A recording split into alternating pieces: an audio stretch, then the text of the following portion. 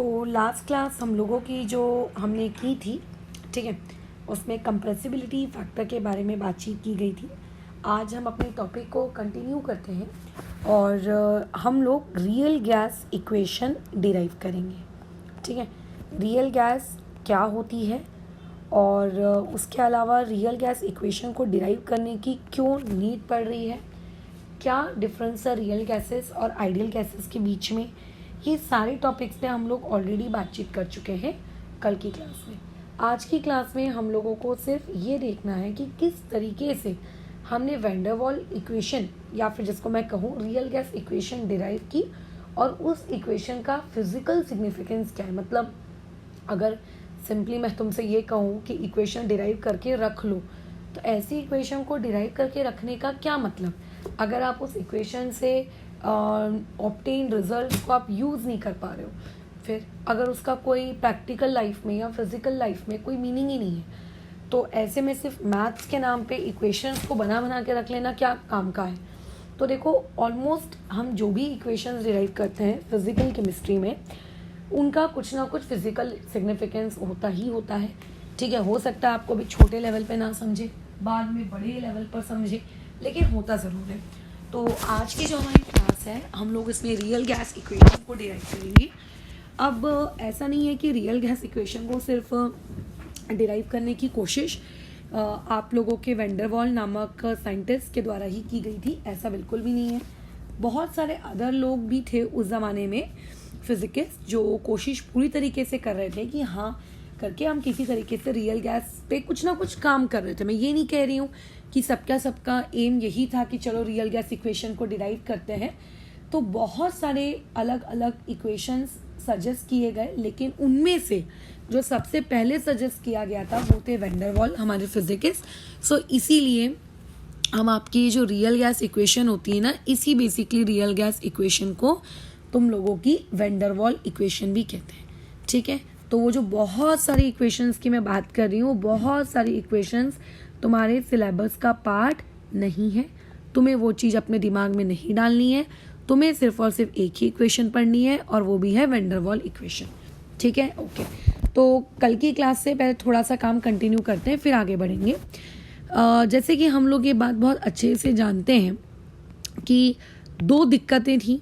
ठीक है, difficulty number 1 आप लोगों के सामने जो थी वो ये थी कि हमने आइडियल गैस में ये मान के रखा था कि आपका जो वॉल्यूम ऑफ गैस होता है आप उसको क्या कर सकते हो, इग्नोर कर सकते हो। ठीक है, ये हम लोगों ने वहाँ पे क्या कर लिया था, लेट कर लिया था। मतलब हमने ये सोच लिया, अज्यूम कर लिया कि वो इतना छोटा है कि आप उसको इग्नोर कर दीजिए, क्या फ़र्क पड़ता है। बट रियलिटी में आप ऐसा नहीं कर सकते। क्यों नहीं कर सकते वो सब मैं कल की क्लास में बता चुकी हूँ, सिर्फ रिकॉल करवा रही हूँ अभी मैं। तो क्योंकि हम आइडियल गैस के लिए ये हरकत किए थे, तो ऐसे में वहाँ पर आइडियल गैस की सिचुएशन में आप लोगों के पास जो वॉल्यूम, ठीक है, एम्प्टी वॉल्यूम मैं कहूँ, जो एम्प्टी वॉल्यूम जो था, ठीक है, जो एम्प्टी स्पेस थी फॉर गैस मॉलिक्यूल्स टू रोम, ठीक है, ताकि गैस मॉलिक्यूल्स क्या कर सके, मूव कर सके, वो हम लोगों ने क्या मानी, हमने ये मान ली कि वो एम्प्टी स्पेस एक्चुअली में क्या है, कंटेनर के बराबर ही है। देखो, होता क्या है कि जब भी हम लोग कोई भी इक्वेशन यूज़ करते हैं या जब भी हम किसी भी गैस के वॉल्यूम की बात करते हैं, तो कभी भी हम ये नहीं मानना, हमें ये मतलब नहीं होता कि उस गैस का वॉल्यूम कितना है। नहीं, हमें इस बात से भी मतलब नहीं होता कि वो गैस जिस कंटेनर में भरी गई है उस कंटेनर का वॉल्यूम कितना है, बिल्कुल नहीं। अभी ऐसे मान लेते हैं, एक आपके पास 10 लीटर का मान के चलो एक डब्बा है, उसमें 5 लीटर तुमने पानी भर दिया है। तो वो जो 5 लीटर तुमने पानी भर दिया है, वो स्पेस अभी कंप्लीटली फिल्ड है। क्या उसमें गैस के पार्टिकल्स इजीली रोम कर सकते हैं क्या? हाँ, तुम बोलोगे नहीं मैडम, उस पानी में भी तो थोड़ा थोड़ा स्पेस होगा। मान लो कि पानी एकदम सॉलिड के साथ पैक, सॉलिड जैसा पैक है, वहाँ बिल्कुल स्पेस नहीं है रोम करने के लिए। तो उसके जो पानी के ऊपर का जो अवेलेबल स्पेस है, बचा हुआ 5 litre, that 5 litre will be known as what, volume of gas. यानी कि अगर कोई तुमसे पूछे कि वॉल्यूम ऑफ गैस बेसिकली क्या है, तो वॉल्यूम ऑफ गैस का मतलब ये नहीं होता कि एक गैस मॉलिक्यूल मैडम स्फीरिकल दिखता होगा, तो स्फीरिकल है तो 4/3 पाई आर क्यूब, ऐसे पता नहीं कितने पार्टिकल्स होंगे, तो एक का volume multiply by all particles, this is known as volume of gas. इसे नहीं कहते वॉल्यूम ऑफ गैस, ठीक है। वॉल्यूम ऑफ गैस का मतलब यहाँ पे ये होता है कि कितना वॉल्यूम अवेलेबल है किसके लिए, उन पर्टिकुलर पार्टिकल्स के फ्री मूवमेंट के लिए, ठीक है, उनके फ्री मूवमेंट के लिए उस पर्टिकुलर चीज़ को ही हम लोग क्या कहते हैं, वॉल्यूम ऑफ गैस कहते हैं। पहले तो तुमको ये पता होना चाहिए, ठीक है, पहले तो तुमको ये पता होना चाहिए, ठीक है, कि आखिर वॉल्यूम ऑफ गैस का मीनिंग क्या है। What do you mean by the term volume of gas. अब होता क्या है कि जैसे कंटेनर है, अब मान लेते हैं मैंने लिखा कि volume of container equals to, उस कंटेनर के अंदर गैस आपने भर दी, ठीक है, अच्छा ठीक है, भर दी हम लोगों ने, तो उस गैस का वॉल्यूम होगा, मतलब गैस के पार्टिकल्स, जैसे अगर मान लेते हैं कमरा है, उस कमरे में मैंने एक बेड रख दिया, उस कमरे का एरिया बेड के आने से पहले मान लो 800 स्क्वायर फीट था, अब एक बेड आ गया 40 स्क्वायर फीट उसने ऑक्यूपाई कर लिया, तो अब वो क्योंकि बेड आ चुका है उसने उस पर्टिकुलर एरिया को ऑक्यूपाई कर लिया है, इसका मतलब वो पर्टिकुलर एरिया अभी किसी दूसरी चीज़ के ऑक्यूपाई होने के लिए क्या है, अनअवेलेबल है। क्या है वो पर्टिकुलर एरिया, किसी दूसरी चीज़ के ऑक्यूपाई होने के लिए वो अनअवेलेबल है। समझ में आ रहा है। तो मैं अगर पूछूंगी कि वॉल्यूम ऑफ गैस क्या है, या फिर मैं पूछूंगी let's say area of gas क्या है, तो तुम क्या बोलोगे कि area of room minus area of bed, क्योंकि बेड तो उस जगह को ऑक्यूपाई कर चुका है, तो जो रिमेनिंग पार्ट है आप उस रिमेनिंग पार्ट को कंसिडर करिए, बचे कुचे पार्ट को आप कंसिडर करिए कि वो एक्चुअली फ्री स्पेस है जहाँ पे हम लोग रोम कर सकते हैं, ठीक है, जहाँ पे हम लोग क्या कर सकते हैं, रोम कर सकते हैं। तो इसका मतलब कंटेनर में गैस तो कुछ जगह ऑक्यूपाई करती ही करती है, बट कुछ जगहें वो ऑक्यूपाई नहीं भी करती है, तो आपके पास कुछ फ्री स्पेस भी होती है, और वही जो फ्री स्पेस होती है वही बेसिकली आप लोगों की क्या कहलाती है, गैस का वॉल्यूम कहलाती है। तो कंटेनर के अंदर दो टाइप के वॉल्यूम्स होते हैं, पहला एक फ्री जो अनऑक्यूपाइड है, ठीक है, फ्री यानी कि जो बेसिकली क्या है आप लोगों का अनऑक्यूपाइड है, और एक वॉल्यूम कौन सा वाला होता है जो कि ऑक्यूपाइड होता है, किसके द्वारा, गैस पार्टिकल्स के द्वारा, ठीक है, गैस पार्टिकल्स के द्वारा ऑक्यूपाइड होता है।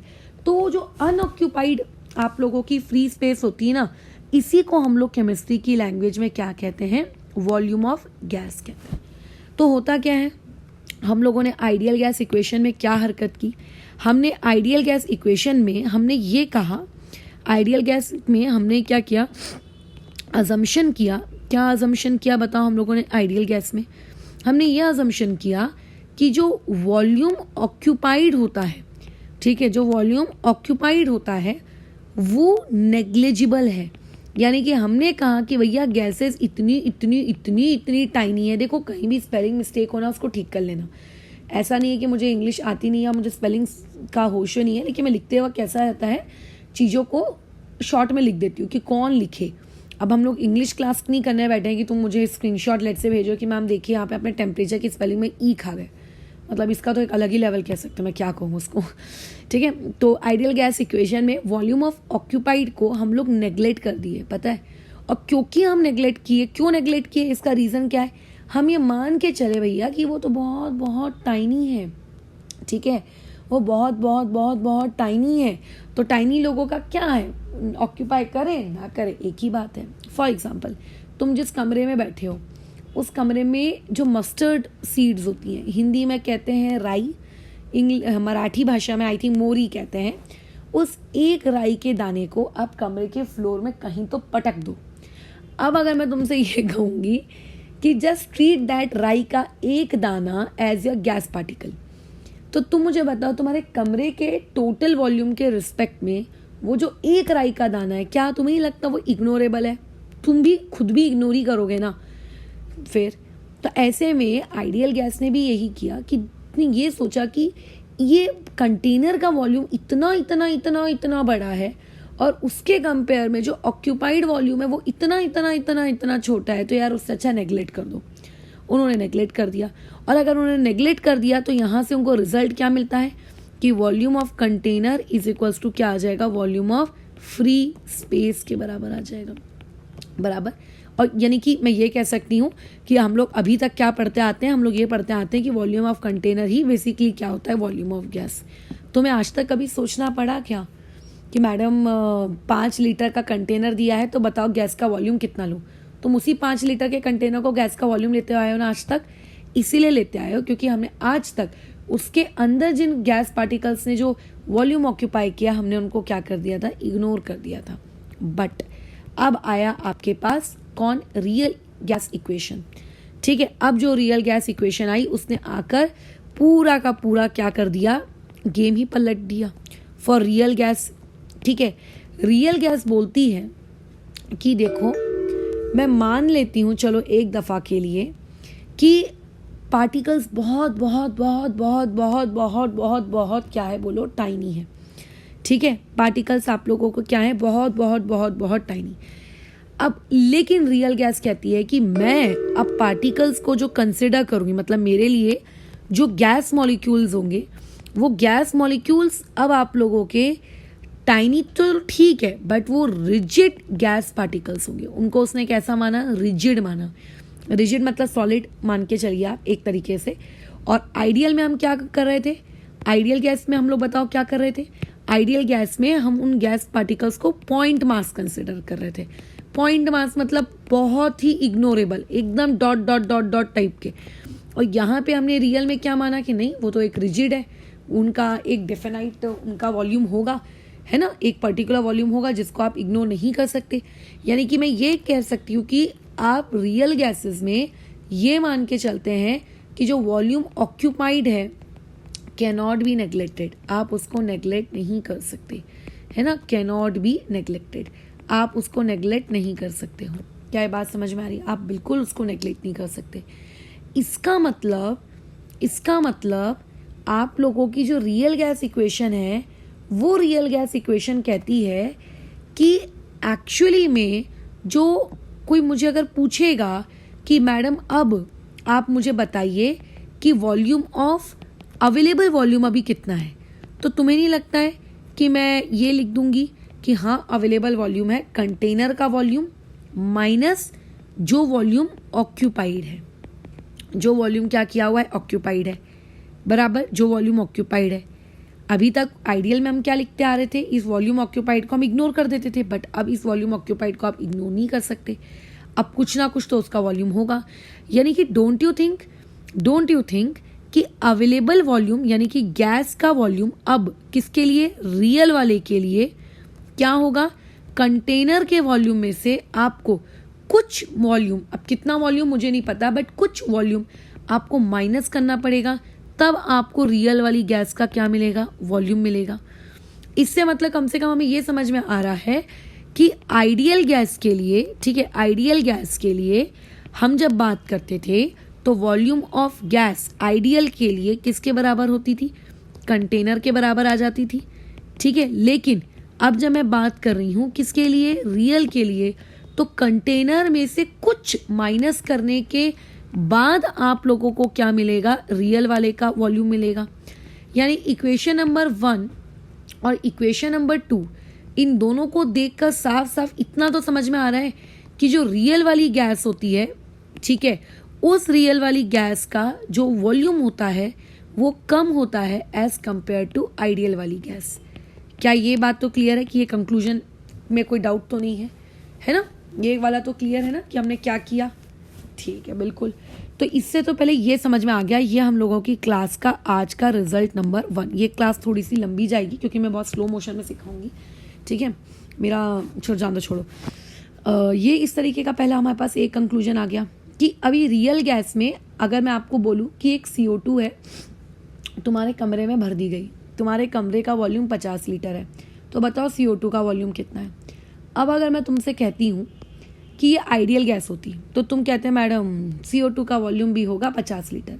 बट अगर मैं तुमसे कहती हूँ कि CO2 एक रियल गैस है या it is behaving like a real gas, तब ऐसे केस में आप क्या कहोगे, तब ऐसे केस में कहोगे मैम 50 लीटर तो कमरे का वॉल्यूम है, उसमें से लेकिन ना कुछ माइनस करना पड़ेगा।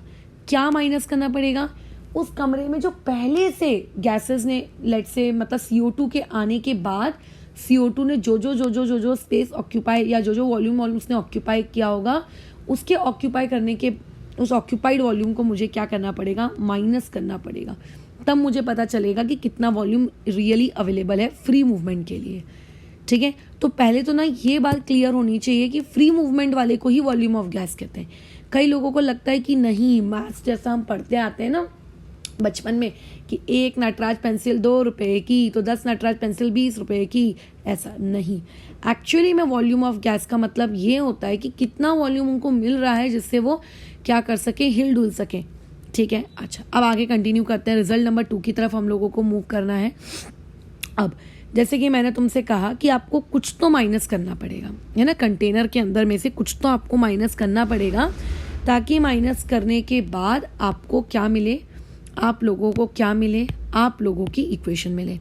तो अब देखो यहाँ से रिजल्ट नंबर 2 पे बातचीत करते हैं। तो आपके जो वैंडरवाल भाई थे जिन्होंने इस महान रियल गैस इक्वेशन की जन्म दिया, उन्होंने ये कहा कि रियल गैस का तुम अगर वॉल्यूम निकालने चले हो तो तुम्हें बोलो क्या करना पड़ेगा, जो कंटेनर का वॉल्यूम है उसमें से कुछ माइनस करना पड़ेगा। क्या माइनस करना पड़ेगा? हमने पूछा सर क्या माइनस करें बताइए, मतलब वी ऑक्यूपाइड में क्या लूँ, मैंने उनको पूछा तो उन्होंने कहा अब वी ऑक्यूपाइड लीजिए NB। यानी कि क्या मैं यहाँ पे कह सकती हूँ कि यहाँ पे बेसिकली मैं ये कहना चाह रही हूँ कि occupied volume by real gases is nothing but it is NB। ये मैंने नहीं कहा, ये उस ज़माने में जो वैंडरवाल इंसान थे उन्होंने कहा, जहाँ पे N का मतलब तो पूरी दुनिया जानती है कि क्या होता है, नंबर ऑफ मोल्स। बट हमें ये समझ में नहीं आ रहा है कि ये B क्या है ना। हमने ये तो नहीं सुना था मैडम ये B क्या है। तो B देखो एक कांस्टेंट है, अब वो क्या कांस्टेंट है उसको हम लोग पढ़ेंगे अभी, बट B एक कांस्टेंट है और इस कांस्टेंट को नाम दिया जाता है वैंडरवाल्स कांस्टेंट। इसे क्या नाम दिया जाता है, वैंडरवाल्स कांस्टेंट, बराबर। ये एक कांस्टेंट है, इसको नाम दिया गया वैंडरवाल्स कांस्टेंट। ये B हम कैसे आया, कितना आता है, ये सब हम निकालेंगे। लेकिन ये उन्होंने कहा कि आप क्या करो, कंटेनर में से NB माइनस कर दो। अब कंटेनर में से क्या कर दो, NB माइनस कर दो। और जब आप NB माइनस कर दोगे तो आपको ये पता चल जाएगा कि हाँ भैया रियल गैसेस क्या होती है, मेरी इतनी होती है। तो यानी कि रियल गैसेस के लिए जो वॉल्यूम आता है वो क्या आता है, V कंटेनर माइनस NB। वो B क्या है हम कैलकुलेट करना सीखेंगे बट अभी थोड़ी देर बाद, ठीक है, थोड़ी देर बाद। तो ये अभी फिलहाल अपना रिजल्ट आप याद रखिए। अच्छा, तो यानी कि हमको पता चल गया कि हाँ करके ये हमारा रियल वॉल्यूम है। ठीक है, ये हम लोगों का क्या है, रियल वॉल्यूम है। ये हम लोगों का क्या है, रियल वॉल्यूम है। ठीक है, अच्छा अब कई किताब पता है क्या ऐसा भी करती हैं, कुछ बुक्स में आप ऐसा देखोगे कि कई बुक्स वाले इसको ऐसा लिखते हैं कि V real is equals to V ideal minus NB। वो ऐसा भी लिखते हैं। क्यों नहीं लिख सकते हैं, क्योंकि जब हम एक आइडियल गैस को मानते हैं तो आइडियल गैस के लिए वॉल्यूम ऑफ कंटेनर और वॉल्यूम ऑफ आइडियल गैस दोनों क्या होता है, सेम ही होता है ना। बस तो आप इस कंडीशन को ऐसा भी लिख सकते हो, आप ऐसा लिखो या ऐसा लिखो, ये दोनों की दोनों चीज़ें कैसी है, सेम है, बराबर। ये दोनों की दोनों चीज़ें क्या है, सेम है। अच्छा, अभी B के बारे में बाद में बात करेंगे और कैसा होता है B कैलकुलेट, इस बारे में बात करेंगे। लेकिन हमको अब ये पता चल गया कि रियल गैसेस के लिए हम लोगों की क्या होती है असली वॉल्यूम। तो हमारी जो पहली समस्या थी डिफ़िकल्टी नंबर 1 वॉल्यूम को लेकर, वो तो हम लोगों ने रिजॉल्व कर ली, खुशी खुशी रिजॉल्व कर ली, है ना। हमें पता चल गया कि हाँ ये समस्या थी, इस समस्या को हमने रिजॉल्व कर दिया। अब डिफ़िकल्टी नंबर 2 में आते हैं। एक ही डिफ़िकल्टी थोड़ी ना थी हमारे लाइफ में, दूसरी डिफ़िकल्टी भी थी। अब देखो डिफ़िकल्टी नंबर 3 जो थी, मतलब दूसरी जो डिफ़िकल्टी थी वो प्रेशर को लेकर थी। हमने क्या अज्यूम करके रखा था, हमने ये अज्यूम करके रखा था कि आइडियल गैस वालों ने अज्यूम करके रखा था, बोलो कि अजम्पशन वॉज मेड, एक अजम्पशन बना लिया भैया। ठीक है, अच्छा क्या अजम्पशन बनाए थे तुम्हें थोड़ा सा याद होगा तो, क्या अजम्पशन बनाए थे कि no interaction between particles. Interaction का मतलब मैं बेसिकली फोर्स के बारे में बात कर रही हूँ। अब वो फोर्स हो सकता है अट्रैक्शन वाला भी हो सकता है वो आपका रिपल्शन वाला भी हो। ठीक है, मैं सिंपली यहाँ पे लिख रही हूँ फोर्स। किसी भी प्रकार का कोई भी इंटरैक्शन नहीं है किसके बीच में, पार्टिकल्स के बीच में। ऐसा किसने अज्यूम किया, आपकी आइडियल गैस ने। ऐसा मैंने अज्यूम नहीं किया, ये आइडियल गैस ने अज्यूम किया। अच्छा, क्या ये अजम्पशन सही था? ऑब्वियसली सही नहीं था, but this assumption was wrong. मैं कह रही हूँ कि ये अजम्पशन गलत है, या फिर वेंडरवॉल ने कहा कि दिस अजम्पशन इज रॉन्ग। अब भैया वेंडरवॉल कह रहा है कि अजम्पशन गलत है, क्यों? आप बोलोगे ना कि क्यों गलत है भैया, पीवी इक्वल टू एनआरटी इतनी हमारी सुखी इक्वेशन है, तुम काहे उसको डिस्टर्ब कर रहे हो? हमें आदत हो गई ना PV equal to NRT use करने की, क्या दिक्कत है? पूरी दुनिया mass PV equal to NRT के सहारे चल रही है, चलने दो, क्या दिक्कत है टांग अड़ाने की? तो आप बताओ हमें कि क्यों ये अजम्पशन गलत है। तो देखो कितना प्यारा एक इलस्ट्रेशन है। इलस्ट्रेशन नंबर 1, एग्जाम्पल नंबर 1 से समझते हैं। तुमने ये तो सुना होगा कि घर में जो अपने वो सिलेंडर आता है, खाना बनाते हैं अपन, एलपीजी सिलेंडर, उस सिलेंडर के अंदर में जो गैस होती है भरी हुई होती है, उसको कंप्रेस करके भरा जाता है, उसको दबा के भरा जाता है। एलपीजी का फुल फॉर्म क्या होता है? Liquefied petroleum gas. यानी कि जो भी आप उस गैस उसके अंदर भरते हो, आई थिंक ब्यूटेन और आइसोब्यूटेन का मिक्सचर भरते हैं ना, ऐसे कुछ तो भरते हैं। तो जो भी गैस उसके अंदर भरी जाती है उस, अच्छा पढ़ लेना भैया गैस सिलेंडर के अंदर कौन सी गैस होती है, क्योंकि जब JEE में इसमें ऐसे फालतू 22 साल के एक पेपर में आता है अल्ट्रावायलेट रेस का क्या फॉलोइंग यूजेस नहीं है, तो ये भी आ सकता है नो डाउट, तो पढ़ के रख लेना। हाँ, क्या बात कर रहे थे? लिक्विफाइड पेट्रोलियम गैस पे हम बात कर रहे थे। पता है ना कि गैस को दबा दबा के भरा जाता है, ये तो जानते हो। हाँ, ये तो जानते हैं हम लोग। अच्छा, फिर बाद में जब वो गैस बाहर निकलती है पुचुक से, तब वो गैस के फॉर्म में कन्वर्ट हो जाती है। लेकिन जब वो सिलेंडर तुम्हारे घर में आता है ना, तो उस सिलेंडर के अंदर लिक्विड गैस भरी होती है। या फिर अभी कोविड पेंडेमिक वाले सिचुएशन में ऑक्सीजन की तो कितनी अहमियत है तो समझ ही आ गया।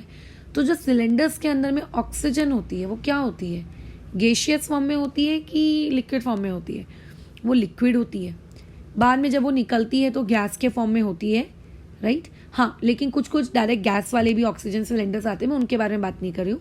बट कम से कम हमको इतना तो पता है कि गैसेस को आप लिक्विफाई कर सकते हो। लिक्विफाई का मतलब आप दबा दबा के उनको लिक्विड में कन्वर्ट कर सकते हो।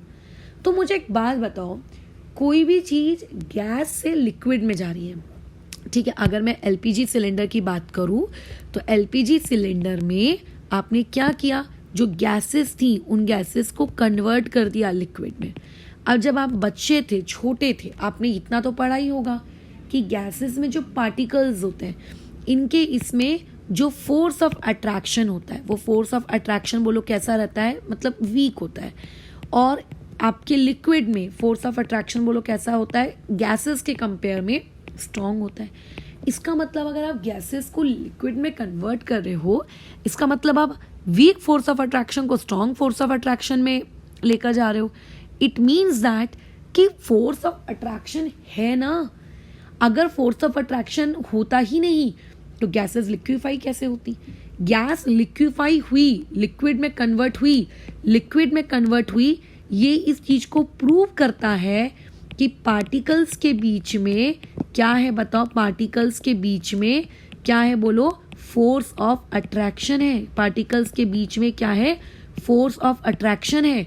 अगर फोर्स ऑफ अट्रैक्शन नहीं होता या फिर कुछ भी नहीं होता मान लो, तो वो क्यों एक दूसरे के प्रति अट्रैक्ट होती? For example gravity. मून पे लोग देखो कैसे मस्त उड़ते रहते हैं, क्यों? क्योंकि ग्रेविटेशनल फोर्स ही नहीं है वहां पर। और हमारे अर्थ में कैसा, जमीन पर रहते हैं, उछलने की कोशिश भी करते हो तो ग्रेविटी वापस से जमीन दिखा देती है तुमको।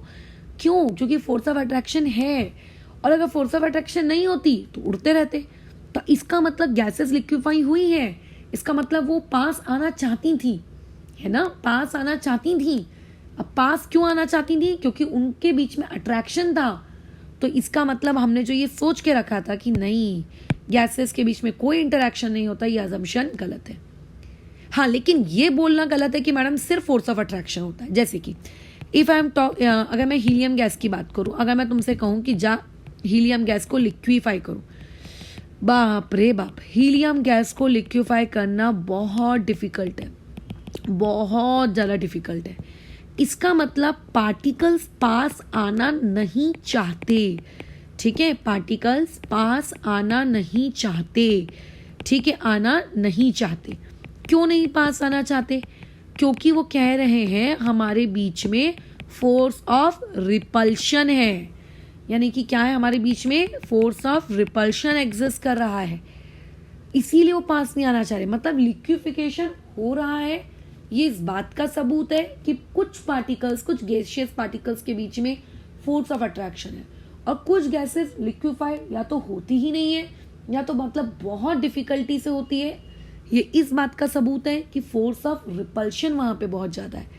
तो इट्स प्रूव दैट, ये सारी दोनों, ये पूरा आर्ग्यूमेंट ये प्रूव करता है, ठीक है, ये आर्ग्यूमेंट ऊपर का प्रूव करता है कि आप लोगों के पास इंटरैक्शन, मतलब बेसिकली पार्टिकल्स के बीच में इंटरैक्शन होता है, पार्टिकल्स के बीच में इंटरैक्शन होता है, पार्टिकल्स के बीच में इंटरैक्शन होता है। क्या ये बात समझ में आ रही है कि पार्टिकल्स के बीच में इंटरैक्शन होता है?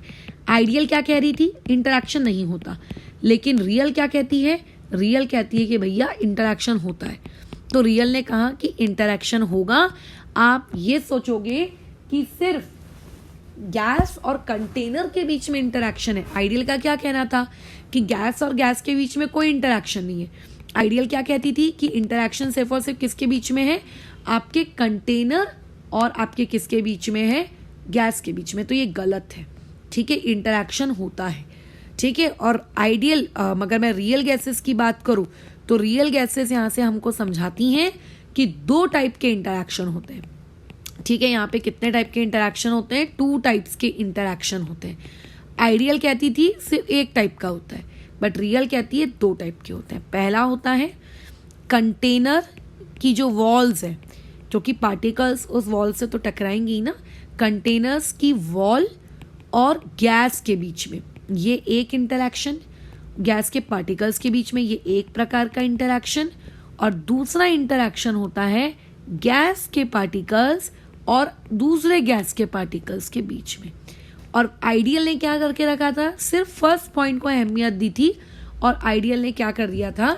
इग्नोर कर दिया था सेकेंड पॉइंट। यानी कि वो कहती थी गैस और गैस के बीच में तो भैया कुछ है ही नहीं। इसका मतलब कि अब जो हमारा रियल प्रेशर आएगा, रियल गैस का जो प्रेशर आएगा वो अलग होगा, है ना। इससे कम से कम ये बात तो समझ में आती है कि जो आइडियल से निकल के जो प्रेशर आएगा और जो रियल से निकल के जो प्रेशर आएगा ये आपस में इक्वल तो नहीं होगा। बड़ा होगा छोटा होगा उससे बहस ना करें, लेकिन इक्वल तो ना होगा, बराबर इक्वल तो ना होगा, बिल्कुल नहीं। कुछ कम हो सकता है, ज़्यादा हो सकता है, बट इक्वल तो नहीं होगा, इक्वल नहीं होगा। अब ध्यान देते हैं क्या होगा मैडम इस बारे में बताओ।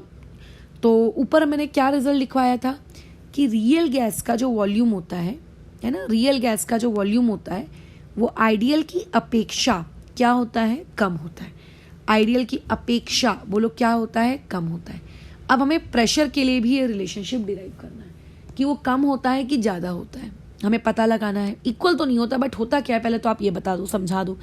तो देखो बहुत ही सिंपल सा टॉपिक है, ध्यान से समझते हैं। ये मान के चलो आपके पास एक वॉल है, ये आपकी कंटेनर की वॉल है, ठीक है, ये आप लोगों की वॉल है। अब मैं कहती हूँ कि इस पे एक पार्टिकल आके टकरा रहा है।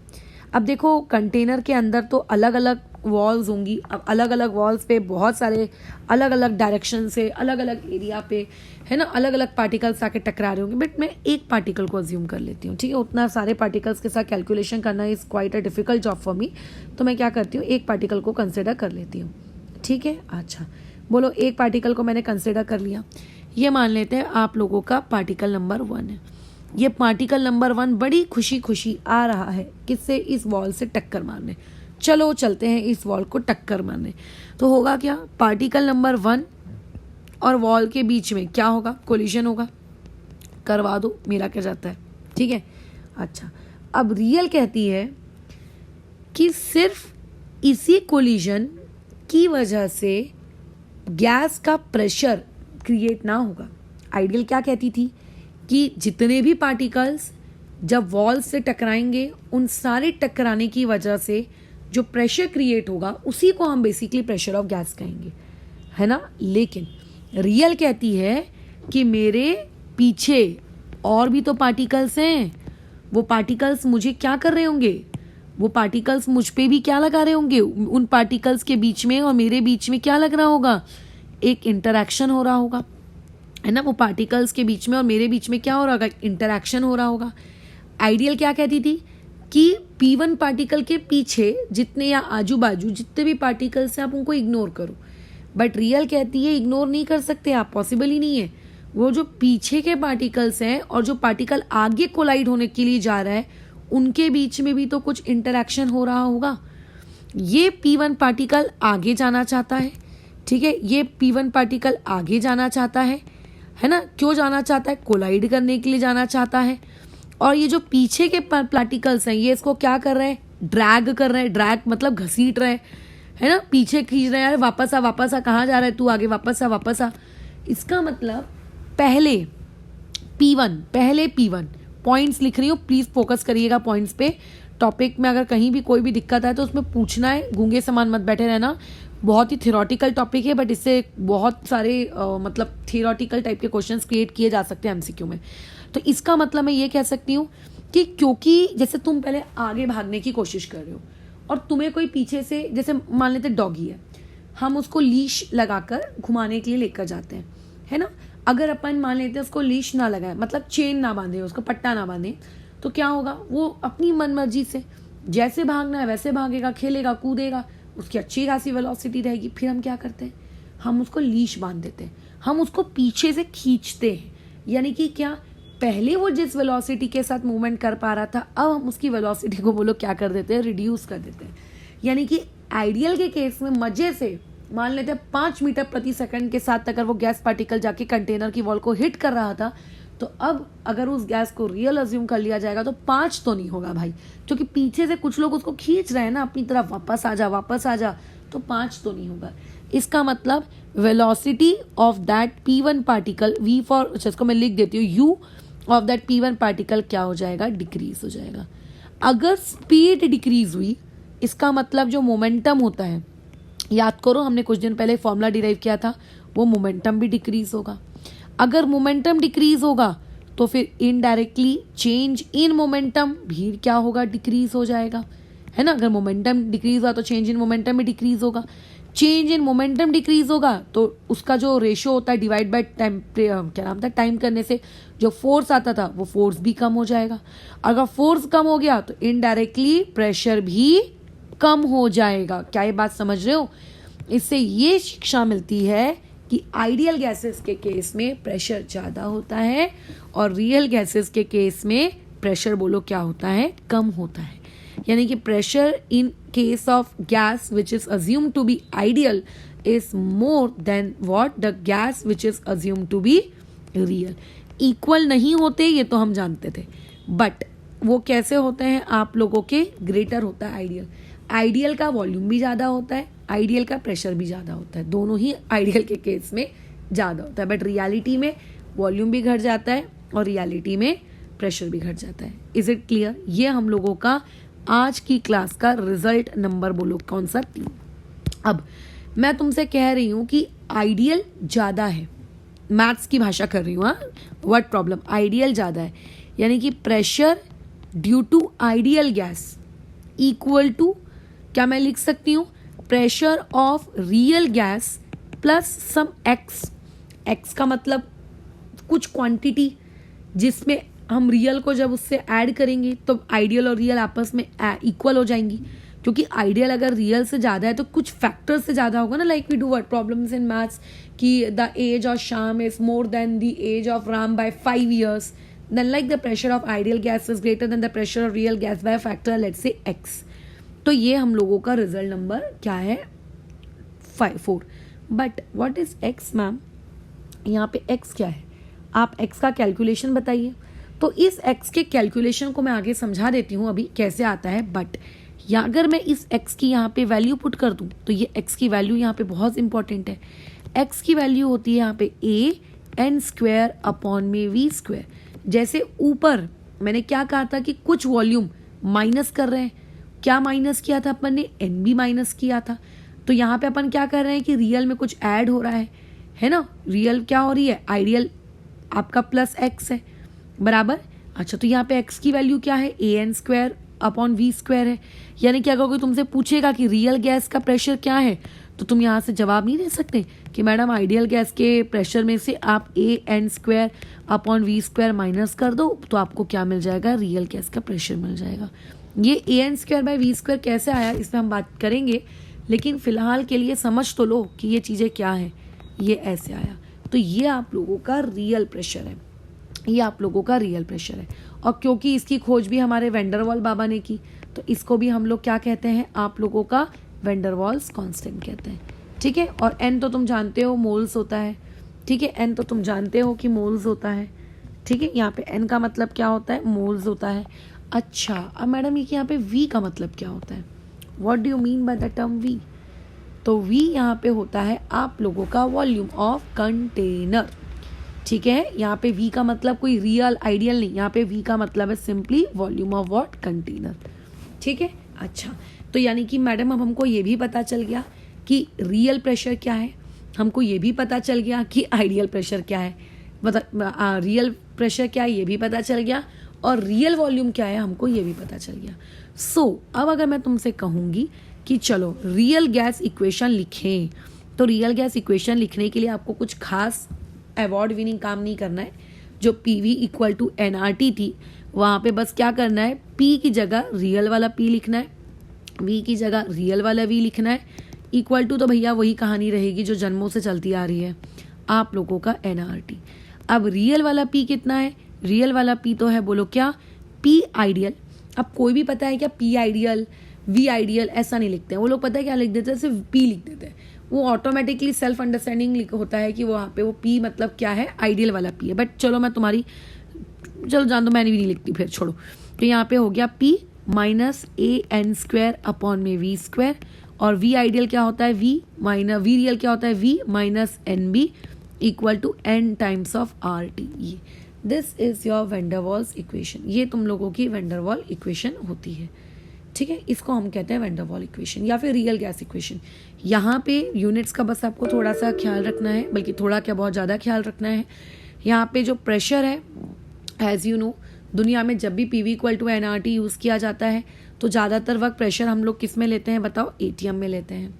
V तो भैया आपका वॉल्यूम है, वॉल्यूम अगर आपने P को ATM में लिया है तो आपका जो R होगा वो R की वैल्यू कौन सी वाली रही होगी, 1/12 रही होगी, या फिर 0.0821 वाली रही होगी।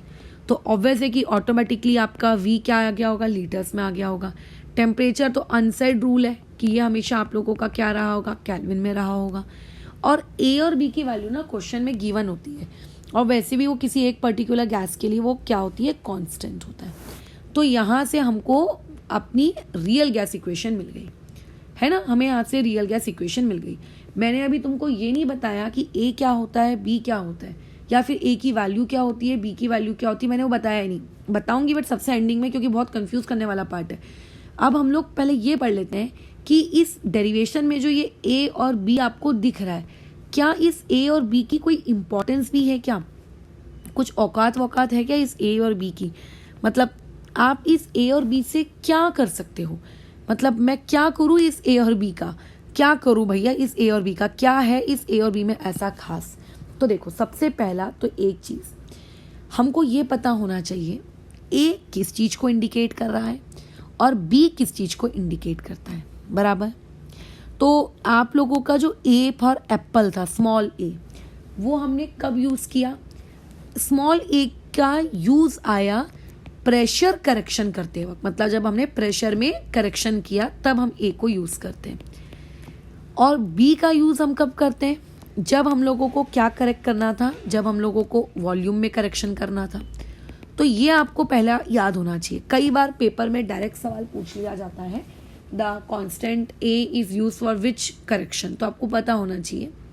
दूसरा, अब अगर A को प्रेशर के करेक्शन के लिए यूज़ किया गया है, इसका मतलब ज़रूर A, प्रेशर मतलब ज़रूर A किस चीज़ को मेजर कर रहा होगा, ज़रूर A किस चीज़ को मेजर कर रहा होगा, बताओ ज़रूर वो A किस चीज़ को मेजर कर रहा होगा, वो ज़रूर आप लोगों के प्रेशर से ही रिलेटेड कुछ क्वांटिटी होगी, अकाउंट कर रहा होगा, अकाउंट्स प्रेशर है ना, वो प्रेशर को ही अकाउंट कर रहा होगा। मतलब बेसिकली जो मैं कह रही हूँ कि A किस चीज़ को इंडिकेट कर रहा है, जैसे अपन ने लिखा था ना x equal to AN square by V square, तो ये x क्या था, यहाँ पे वो x क्या था, x क्या था, वो प्रेशर था, वो ड्रैगिंग प्रेशर था जो पीछे की तरफ खींच रहा था, जो पीछे की तरफ खींचने की वजह से जो ड्रैगिंग प्रेशर क्रिएट हो रहा था। बराबर, मतलब समझ लो, क्योंकि अब देखो n तो मोल्स है जो एक कांस्टेंट है, वॉल्यूम भी एक प्रकार से मान लो कंटेनर का तो कांस्टेंट ही रहेगा क्योंकि कंटेनर हम रिजिड लेते हैं। तो इसका मतलब डोंट यू थिंक कि x किस चीज पे डिपेंड कर रहा है, x ड्रैगिंग प्रेशर पे डिपेंड कर रहा है। तो यानी कि x किस चीज को मेजर कर, a किस चीज को मेजर करता है, a प्रेशर को मेजर करता है, या फिर मैं कह सकूं प्रेशर रिलेटेड क्वांटिटी है। वो कैसी रिलेटेड क्वांटिटी है, प्रेशर रिलेटेड क्वांटिटी है। अच्छा, अब पेपर में देखो पूछा जाता है इस a की उनको चाहिए होती है तुमसे SI unit. Many of the students among you including me 11th या 12th स्टैंडर्ड में इन यूनिट्स को याद करने की कोशिश करते हैं, बट ज़रूरत नहीं है, आपको इनको कभी याद नहीं करना चाहिए। यूनिट्स हमेशा खुद डिराइव करनी चाहिए। लेफ्ट हैंड साइड में x है, और x क्या है, एक प्रेशर रिलेटेड क्वांटिटी है, ड्रैगिंग प्रेशर। प्रेशर की क्या यूनिट होती है, ATM होती है। a की यूनिट मुझे निकालनी है, n स्क्वायर, n क्या है, मोल्स, उसकी यूनिट तो भैया मोल स्क्वायर ही होगी।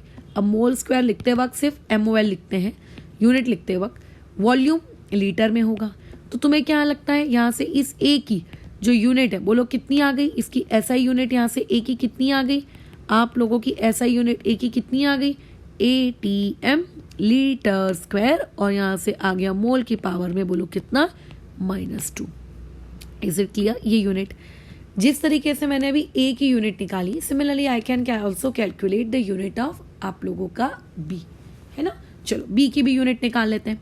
बट b की यूनिट निकालने से पहले जैसे हमने इस बारे में बातचीत की कि a किस चीज को अकाउंट करता है, a किस चीज को दर्शाता है।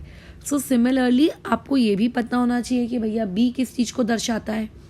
तो b को कहाँ यूज किया गया, b को वॉल्यूम के करेक्शन के लिए यूज किया गया।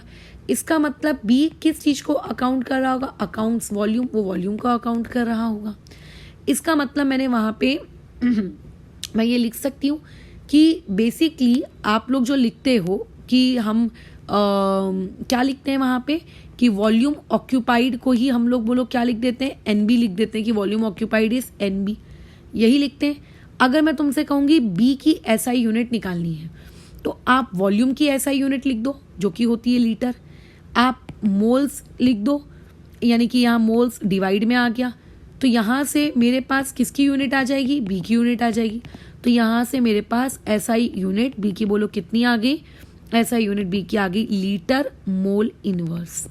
अब ज़रूरी नहीं है वॉल्यूम आपका लीटर में हो, अगर वॉल्यूम सेंटीमीटर में है तो सेंटीमीटर क्यूब, ठीक है, मोल इनवर्स कुछ भी हो सकता है, metre cube mole inverse, decimetre cube mole inverse, millilitre cube mole inverse, कोई भी वॉल्यूम की यूनिट, बट SI तो भैया लीटर ही कहलाएगी, ठीक है। लेकिन आप उसमें कुछ भी ले सकते हो वॉल्यूम के तौर पर, है ना। ये तो हमने SI यूनिट्स के रिस्पेक्ट में भी बात कर ली, हमने ये भी बात कर ली कि कौन किस चीज को अकाउंट करता है।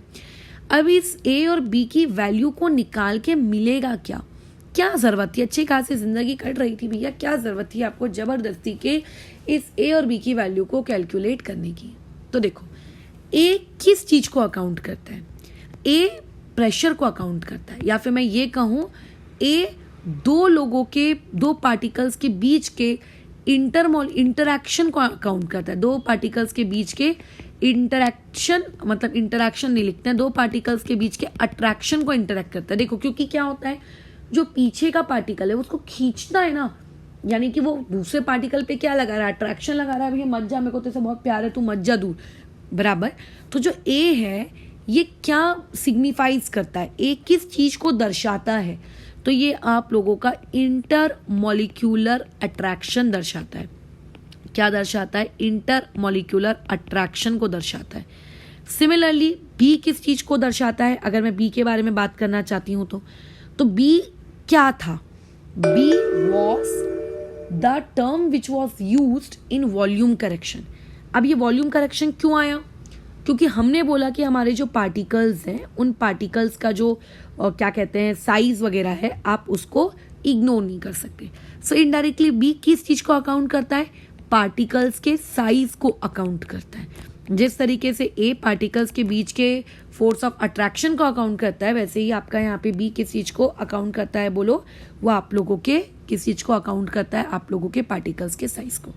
अब ए को कैलकुलेट करके मुझे क्या फ़ायदा होगा, ठीक है, ध्यान से सुनेंगे।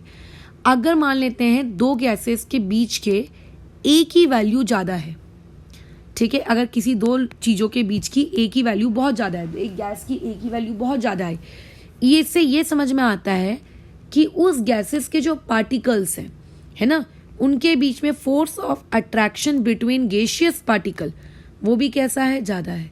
मतलब उनके बीच का ए के बीच का जो गैसियस, मतलब जो गैसियस पार्टिकल्स हैं उनके बीच में फोर्स ऑफ अट्रैक्शन भी बहुत ज़्यादा है, वो अट्रैक्ट होना चाहते हैं। ध्यान से सुनेंगे क्या लिख रही हूँ, वो अट्रैक्ट होना चाहते हैं, ठीक है, वो अट्रैक्ट होना चाहते हैं कि आओ आओ हमें अट्रैक्ट करो, चलो चलो हम अट्रैक्ट हुए, वो अट्रैक्ट होना चाहते हैं। अब ऐसे में एक कंसेप्ट होता है लिक्विफिकेशन, ठीक है, एक कंसेप्ट होता है लिक्विफिकेशन। लिक्विफिकेशन मतलब किसी भी गैस को जब हम किस में कन्वर्ट कर देते हैं, लिक्विड फॉर्म में कन्वर्ट कर देते हैं प्रेशर लगाकर। अब अगर मुझे बताओ दो लोगों के बीच में रिपल्शन है, दो दुश्मन है, वो एक दूसरे की शक्ल भी देखना नहीं चाहते, दो गैस पार्टिकल्स एक दूसरे के करीब भी नहीं आना चाहते, क्या ऐसे गैस पार्टिकल्स को आप कभी भी लिक्विड फॉर्म में कन्वर्ट कर सकते हो? नहीं, क्योंकि जैसे ही आप उनको पास लाने की कोशिश करोगे उनके बीच का रिपल्शन शुरू हो जाएगा और दूर भाग जाएंगे। लाइक अ स्प्रिंग, आप स्प्रिंग के दोनों एंड को पकड़ के खींच के लाओ, जैसे ही आप अपना हाथ छोड़ोगे वापस फिर से अपनी ओरिजिनल पोजीशन पे चले जाएंगे, क्योंकि वो पास नहीं आना चाहते। बट फिलहाल मैंने जो स्टेटमेंट लिखी उस स्टेटमेंट से क्या समझ में आ रहा है, अगर ए ज़्यादा है इसका मतलब पार्टिकल्स पास आना चाहते हैं, है ना, ए ज़्यादा है इसका मतलब क्या होता है, पार्टिकल्स पास आना चाहते हैं, वो अट्रैक्ट होना चाहते हैं। तो जो चीज़ खुद अट्रैक्ट होना चाहती है, अगर बस वो मौका देख रहे हैं, बस वो एक मौका देख रहे हैं कि बस कोई हमको बोले कि जाओ अट्रैक्ट हो और तुरंत हम लोग क्या करें, टूट पड़े एक दूसरे के ऊपर, बस वो मौका ढूंढ रहे हैं। तो ऐसे में अगर तुमने थोड़ा सा भी प्रेशर लगाने की कोशिश की उसको लिक्विफाई करने के लिए, वो बहुत आसानी से लिक्विफाई हो जाएंगे, क्योंकि वो वैसे भी पास आना चाहते हैं, है ना। लिक्विफिकेशन का मतलब क्या होता है, पार्टिकल्स को पास लाना। तो अगर ए की वैल्यू हाई होती है तो इसका मतलब होता है कि आप लोगों का जो ये लिक्विफिकेशन नामक प्रोसेस है, ठीक है, वो लिक्विफिकेशन नामक प्रोसेस आपकी क्या हो जाएगी, इजीली हो जाएगी। प्लीज फोकस करना, इजीली हो जाएगी, ठीक है, क्या हो जाएगी, इजीली हो जाएगी, बहुत जल्दी इजीली हो जाएगी लिक्विफिकेशन। क्यों? क्योंकि लिक्विफिकेशन का मतलब ही होता है पार्टिकल्स को पास लाना। लिक्विफिकेशन का मतलब ही क्या होता है, पार्टिकल्स को पास लाना। तो मैं क्या ये कह सकती हूँ, एक यहाँ से मैं एक रूल अपना लिख सकती हूँ, अपना पर्सनलाइज्ड रूल, कि the value of A is directly proportional to the ease of liquefaction. जितनी ज़्यादा ए की वैल्यू होगी, ठीक है, लिक्विफिकेशन उतना ही क्या होगा, आसान। किसी की ए की वैल्यू बहुत ज़्यादा है तो उसका लिक्विफिकेशन सबसे अच्छे से हो जाएगा, ईज ऑफ लिक्विफिकेशन बराबर। इससे क्वेश्चंस आते हैं, ठीक है, ए की आपको दो चार गैसेस के लिए वैल्यू दे देगा, आपको पूछेगा कि किसका ईज ऑफ लिक्विफिकेशन ज़्यादा है, ठीक है। अच्छा, और रिजल्ट डिराइव करते हैं, सोचो अब अगर लिक्विफिकेशन बहुत आसान है, आसान का मतलब पटाख से हो गया, लिक्विफिकेशन आसान है का मतलब क्या होता है, पटाख से हो गया। तो जो चीज़ बहुत जल्दी हो गई, क्या उसको करने के लिए आपको मतलब कोई प्रेशर वेशर लगाना पड़ा, क्या आपको कोई जोर जबरदस्ती करनी पड़ी, क्या आपको कोई जोर जबरदस्ती मतलब आपको ज़्यादा प्रेशर नहीं लगाना पड़ा। क्या होता है, अभी जैसे रूम में बहुत सारी गैसेस हैं, क्या ये अपने आप लिक्विड में कन्वर्ट हो रही हैं, क्या नहीं, ये कन्वर्ट होना चाहती हैं, बस आप थोड़ा सा प्रेशर तो लगा के देखो, हम होते हैं अभी बराबर। तो बेसिकली अपने आप गैसेस रखी रखी खुद ब खुद लिक्विफाई नहीं हो जाती, आपको एक्सटर्नल प्रेशर लगाना होता है, और जो एक्सटर्नल प्रेशर हम लगाते हैं गैसेस को लिक्विफाई करने के लिए उसको हम कहते हैं लिक्विफिकेशन प्रेशर, ठीक है, उस प्रेशर को हम लोग क्या कहते हैं, लिक्विफिकेशन प्रेशर बराबर। तो ऐसे केस में अगर लिक्विफिकेशन आसान है, इसका मतलब लिक्विफिकेशन प्रेशर ज़रूर क्या रहा होगा, कम रहा होगा। अगर मैं कह रही हूँ कि एक स्टूडेंट खुद पढ़ना चाहता है तो उस स्टूडेंट पे टीचर को मेहनत ऑटोमेटिकली कम करनी पड़ती है, बट एक स्टूडेंट खुद पढ़ना नहीं चाहता है तो टीचर को अपना सर फोड़ना पड़ जाता है। तो एक गैस खुद लिक्विफाई होना चाहती है तो लिक्विफिकेशन प्रेशर बोलो कैसा होगा, कम की ज़्यादा, कम। यानी कि मैं ये कह सकती हूँ कि ए जिस तरीके से डायरेक्टली प्रोपोर्शनल होता है ईज ऑफ लिक्विफिकेशन के, वो at the same time inversely proportional भी होता है किस चीज़ के, लिक्विफिकेशन प्रेशर के, एलपी के, ठीक है, वो इनडायरेक्टली प्रोपोर्शनल होता है। अगर ए की वैल्यू ज़्यादा है तो किसी चीज़ का लिक्विफिकेशन प्रेशर क्या होगा, ऑटोमेटिकली बोलो कैसा हो जाएगा, कम। अब मैं लगे तो यहाँ डिफाइन कर देती हूँ तुम लोगों को कि लिक्विफिकेशन प्रेशर यानी कि एलपी होता क्या है, पता चले तुम लोग कुछ सालों में भूल जाओ तो फिर रिवाइज कैसे करोगे। तो liquefaction pressure is defined as a minimum pressure, ठीक है, वो मिनिमम प्रेशर जो कि हमें अप्लाई करना होता है, that must be applied on gaseous molecule, that must be applied on gaseous molecule, ठीक है, गैसियस मॉलिक्यूल पे, ताकि हम अप्लाई कर सकें, ठीक है, सो दैट, एक मिनट, ऑन गैसियस मॉलिक्यूल, ठीक है, फॉर लिक्विफिकेशन। लिक्विफिकेशन पर्पस के लिए लगाए जाने वाले प्रेशर को ही क्या कहते हैं, लिक्विफिकेशन प्रेशर कहते हैं, बराबर। ये होता है आप लोगों का लिक्विफिकेशन प्रेशर की डेफिनेशन। अब मैं यहाँ पे एलपी नहीं लिखती हूँ, यहाँ पे मैं लिख देती हूँ उसका फुल फॉर्म लिक्विफिकेशन प्रेशर। ये होता है आप लोगों का लिक्विफिकेशन प्रेशर। तो लिक्विफिकेशन प्रेशर का और ए का आपस में क्या है, इन्वर्स रिलेशनशिप है। और ईज ऑफ लिक्विफिकेशन का कैसा रिलेशनशिप है बताओ, डायरेक्ट का। अभी करेंगे कुछ क्वेश्चंस मैं कराऊंगी, मैंने कहा था ये क्लास थोड़ी लंबी होगी, ठीक है, क्योंकि इसमें बहुत सारी चीज़ें हैं और मैं बोलती भी थोड़ा स्लो हूँ, धीरे धीरे धीरे, है ना। तो ऐसे में इसमें तुम अपनी अकॉर्डिंग, अगर तुम्हें लगता है बहुत स्लो है तो मैक्सिमम जो स्पीड यूट्यूब के द्वारा प्रोवाइड की जा सकती है उसमें सुनना अपनी सहूलियत के अकॉर्डिंग, ताकि तुम्हारा टाइम कम वेस्ट हो। ओके, तो ये डन हो गया हम लोगों का। ये तो मैंने सारी बातचीत ए के बारे में कर ली। अच्छा, मैं ए के बारे में तुम्हें एक और चीज़ बताना भूल गई। ए किस चीज़ को मेजर कर, अच्छा बताया है, भूली नहीं हो यार। ए किस चीज़ को मेजर करता है, अट्रैक्शन को मेजर करता है, हाँ याद रखना प्लीज़। ए किस चीज़ को मेजर करता है, अट्रैक्शन को। ए मेजर्स फोर्स ऑफ अट्रैक्शन, मैं यहाँ लिख देती हूँ, ए मेजर्स फोर्स ऑफ अट्रैक्शन, ठीक है। अच्छा, ये तो मैडम सारी बातचीत आपने कर ली ए के लिए। What you will say about the topic of B, आपके बी के बारे में क्या कहना है। तो देखो बी के बारे में ना मुझको ज़्यादा कुछ कहना नहीं है। बी शरीफ घर का इंसान है, वो ज़्यादा बोलता नहीं है कुछ, ठीक है। बी बोलता है कोई दिक्कत नहीं, मेरे को ज़्यादा कुछ प्रवचन नहीं देने हैं, मैं बहुत ही सिंपल सोबर सा इंसान हूँ, ये लिक्विफिकेशन वगैरह वगैरह इससे मेरा कोई ज़्यादा वास्ता नहीं है। देखो बी पहले बात तो मेजर करता है किस चीज़ को, साइज को। ये तो हम लोग जानते हैं, साइज ऑफ पार्टिकल को मेजर करता है, अभी मैंने ऊपर लिखवाया था। लेकिन इसके अलावा बी एक और बहुत इंपॉर्टेंट चीज़ को मेजर करता है, वो होता है फोर्स ऑफ रिपल्शन। ये ध्यान रखिएगा, ठीक है। किस चीज़ को मेजर करता है, फोर्स ऑफ रिपल्शन को मेजर करता है। किसको मेजर करता है, फोर्स ऑफ रिपल्शन को। मतलब पास आना नहीं चाहता, पास आना नहीं चाहता। जिस तरीके से आप लोगों का जब ए ज़्यादा होता है तो इसका मतलब पार्टिकल्स पास आना चाहते हैं, अगर बी ज़्यादा होता है तो इसका मतलब पार्टिकल्स रिपल होना चाहते हैं, ठीक है। बी अगर ज़्यादा है तो पार्टिकल्स की दूर जाने की टेंडेंसी बढ़ती है, वो दूर सेपरेट होने की उनकी टेंडेंसी बढ़ती है। और अगर उन लोगों की सेपरेट होने की टेंडेंसी बढ़ेगी तो तुम खुद अपने छोटे से ब्रेन पे जोर डालो और मुझे सोच कर बताओ, ठीक है, अपने छोटे से ब्रेन में जोर डालो और मुझे सोच कर बताओ कि क्या वो चीज़ लिक्विफाई होना पसंद करेगी। बोलेगी भग लिक्विफाई में तो पास आना है, तू तो हमको दूर भेज रहा है। इसका मतलब लिक्विफिकेशन के लिए ए बड़ा होना चाहिए, लेकिन बी कैसा होना चाहिए, छोटा। बी कैसा होना चाहिए, छोटा। यानी कि अगर मैं बी और लिक्विफिकेशन की बात करूँ तो बी लिक्विफिकेशन से, ईज ऑफ लिक्विफिकेशन से बोलो कैसा होता है, इनवर्सली प्रोपोर्शनल होता है। और अगर इजीली कोई चीज़ लिक्विफाई नहीं हो पा रही है, इसका मतलब लिक्विफिकेशन प्रेशर उसको क्या लगेगा, ज़्यादा, ठीक है, बराबर।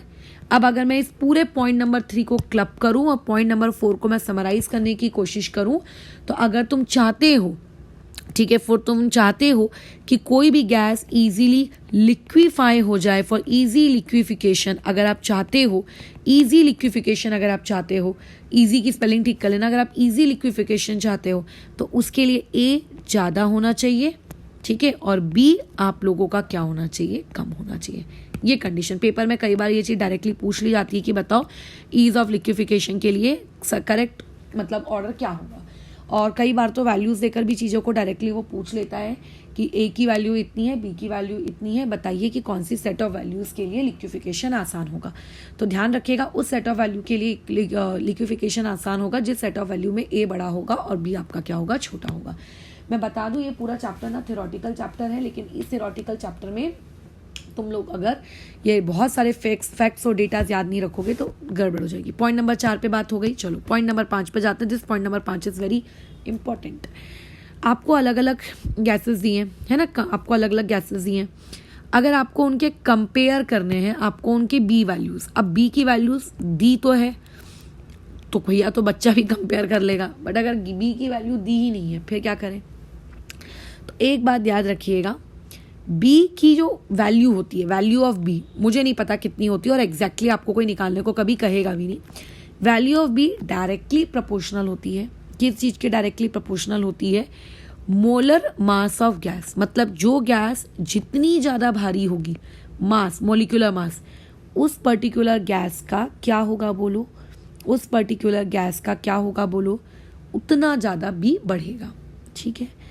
अगर मान लेते हैं कोई गैस आपको ऐसी दी है फॉर आइसोमर्स, मतलब कई बार आइसोमरिक गैस होती ना, फॉर आइसोमर्स, ठीक है, फॉर आइसोमर्स, अगर मैं आइसोमर्स की बात करूं तो आइसोमर्स के केस में अगर आपका एक स्ट्रेट चेन आइसोमर है तो बी बहुत ज़्यादा होगा। स्ट्रेट चेन, पता है ना स्ट्रेट चेन क्या होता है, IUPAC पढ़ चुके हैं क्योंकि हम, राइट। वैल्यू ऑफ बी क्या होगी आपकी, स्ट्रेट चेन वालों के लिए ज़्यादा होगी। लेकिन अगर उसी कार्बन की चेन में लोकेंट्स दिखने लगे, बहुत सारी ब्रांचिंग दिखने लगी, तो बी की वैल्यू कम हो जाएगी।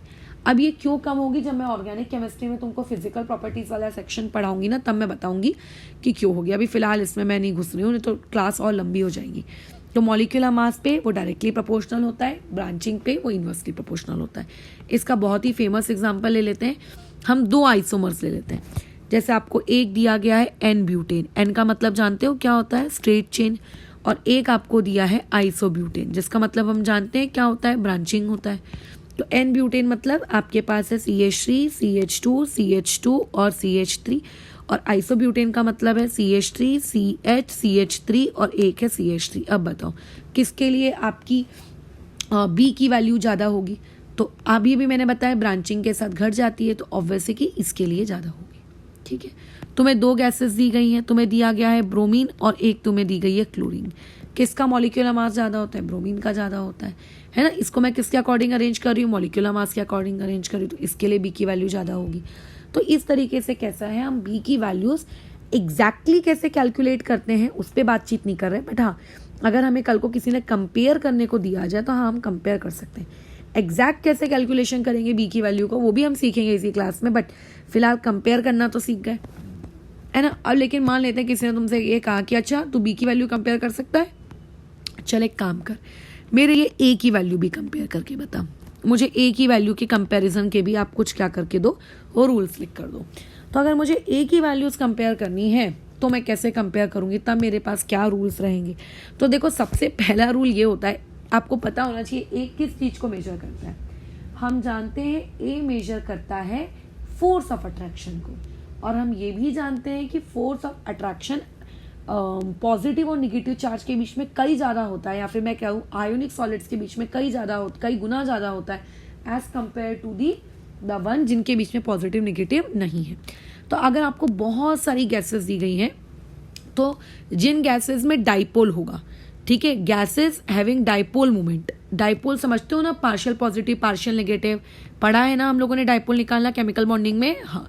तो जिन गैसेस में डाइपोल होगा वो ज़्यादा उनका ए होगा as compared to the gases having no dipole, या फिर मैं ये कह सकती हूँ 0 डाइपोल या फिर लेस डाइपोल। जैसे अगर कोई तुमसे पूछ लेता है कि अच्छा एक काम कर, कंपेयर कर जरा हाइड्रोजन गैस को कंपेयर कर CO2 गैस के साथ, तो मैं जानती हूँ कि हाइड्रोजन के पास भी डाइपोल नहीं होता क्योंकि दोनों सिमेट्रिकल है, और CO2 के पास भी डाइपोल नहीं होता, ये तुम भी जानते हो। लेकिन CO2 के पास कम से कम उसका नेट डाइपोल भले ही 0 होता है। मैंने यहाँ क्या लिखा, मैंने नेट डाइपोल नहीं लिखा, देखो मैंने यहाँ लिखा है डाइपोल ही नहीं होगा, मैंने क्या लिखा, नो डाइपोल। नो डाइपोल मतलब कुछ भी नहीं होगा, और यहाँ पे मैंने नेट नहीं लिखा, नेट वर्ड का मतलब होता है ओवरऑल मॉलिक्यूल का डाइपोल। तो ओवरऑल से मुझे कोई मतलब नहीं है, ओवरऑल आई या ना आई उसमें मेरा कोई इंटरेस्ट नहीं है, बट डाइपोल होना तो चाहिए। ये देखो ना, इसको इसी को तो हम डाइपोल कहते हैं। तो CO2 के पास मैं मानती हूँ कि नेट डाइपोल 0 होता है, but I am not at all talking about the net dipole, ठीक है, नेट डाइपोल के बारे में बात नहीं कर रहे, अदरवाइज तो फिर कंपेयर करना कठिन हो जाएगा। अच्छा, इस H और H के बीच में तो कोई इलेक्ट्रोनेगेटिविटी का डिफरेंस ही नहीं है, तो यार यहाँ तो ऑब्वियस है कि ए की वैल्यू कम होगी और CO2 में ज़्यादा होगी। तो कई बार ना स्टूडेंट्स गलत तरीके से ले लेते हैं इस वर्ड को, उन्हें लगता है कि मैं नेट डाइपोल के बारे में बात कर रही हूँ। मैं यहाँ पे नेट डाइपोल मोमेंट के बारे में बात नहीं कर रही हूँ, not talking about net dipole moment, ठीक है। नेट डाइपोल मोमेंट की बात नहीं की जा रही। नेट डाइपोल मोमेंट की अगर बात करूँगी तो फिर तो CO2 के पास भी डाइपोल मोमेंट नहीं होता है, ठीक है। तो ये मैंने कंपैरिजन का एक रूल बना लिया। जब भी आपको गैसेस दी जाए आप उन्हें क्लासीफाई कर लीजिए किस चीज़ पर, कि उनका क्या कहते हैं, मतलब डाइपोल है भी उनके पास कि नहीं है, ठीक है। अच्छा, जिनके पास ज़्यादा डाइपोल होगा और ऑब्वियस है कि तो कॉमन सेंस है कि फिर आपका उसका ए भी ज़्यादा होगा। जैसे अगर मान लेते हैं कल को कोई तुमसे पूछेगा एमोनिया और NF3 किस में डाइपोल ज़्यादा है, तो आप देख लेना भैया किस में डाइपोल ज़्यादा है, जिसका डाइपोल ज़्यादा होगा उसका ए भी ज़्यादा होगा। दूसरा सिंपल सा नियम होता है, ए की जो वैल्यू होती है वो डायरेक्टली प्रोपोर्शनल होती है किस चीज़ के, मॉलिक्यूलर मास के, जिस तरीके से बी प्रोपोर्शनल हुआ करता था, ठीक है। जिस गैस का मॉलिक्यूलर मास ज़्यादा होगा उसकी ए की वैल्यू भी कैसी होगी, ज़्यादा होगी, ठीक है। अच्छा, अब मान लेते हैं किसी में मान के चलो हाइड्रोजन बॉन्डिंग हो रही है, तो जिसमें हाइड्रोजन बॉन्डिंग ज़्यादा होगी, जिस केस में हाइड्रोजन बॉन्डिंग ज़्यादा होगी उस केस में ए की वैल्यू भी कैसी होगी, ज़्यादा होगी, क्योंकि हाइड्रोजन बॉन्डिंग भी एक प्रकार से क्या प्रोवाइड करती है, उसको फोर्स ऑफ अट्रैक्शन प्रोवाइड करती है ना। अच्छा, अब एक सबसे इम्पॉर्टेंट रिजल्ट जो स्टूडेंट्स भूल जाते हैं, very very very very important, कि दुनिया में जब जब हाइड्रोजन की बात होगी, ठीक है, जब जब दुनिया में हम लोग हाइड्रोजन गैस की बात करेंगे, हीलियम गैस की बात करेंगे, इन लोगों का जो ए होगा आपको अप्रॉक्सीमेटली क्या, बल्कि आप मान के चलो आपको 0 ही लेना है। ये हम भूल जाते हैं, हम ये गलती कर देते हैं। अब जैसे मान लेते हैं आपको क्वेश्चन आया कि आपके पास for 2 moles of real gas, नहीं, for 2 moles of hydrogen real gas, ठीक है, hydrogen real gas, right it's equation. आप इसकी इक्वेशन लिखो, तो आपको लगेगा अरे वाह तो कितना प्यारा सा सवाल है, सिर्फ इक्वेशन लिखने पे मार्क्स दे रहा है हमको। लिखो जरा इक्वेशन। तो इसमें देखो मिस्टेक, दुनिया की सबसे बड़ी मिस्टेक यहाँ पे होती है, हम पट पट इक्वेशन लिखते हैं। हाँ मैडम अब भी लिखते हैं, बोलो क्या इक्वेशन होती है, P माइनस क्या होता है A n स्क्वायर, तो अच्छा 2 है तो 2 का स्क्वायर तो 4, तो लो 4A अपॉन में V स्क्वायर, फिर क्या होता है V माइनस NB, तो ये आ गया 2B equal to 2 times of RT। ये गलत है, ये रॉन्ग है, क्योंकि अभी अभी क्वेश्चन में देखो बका गया है हाइड्रोजन गैस, और हाइड्रोजन गैस के लिए A बराबर क्या होता है 0, यानी कि अगर हाइड्रोजन गैस के लिए A बराबर 0 है तो ऐसे केस में आप ये नहीं कर सकते, ये यहाँ पे इसको आपको क्या करना पड़ेगा, करेक्ट, और अगर आप इसको करेक्ट करोगे so this would be your correct equation. ये वो गलती होती है, ठीक है, ये वो गलती होती है जो स्टूडेंट से अक्सर हो जाती है। तो हाइड्रोजन और हीलियम के केस में आपको गड़बड़ी नहीं करनी है, चीज़ें बहुत ही आसान है, आप इसका ख्याल रखिएगा, बराबर। अच्छा, अब जैसे कुछ क्वेश्चंस हम लोग कर सकते हैं इस पर्टिकुलर टॉपिक से related,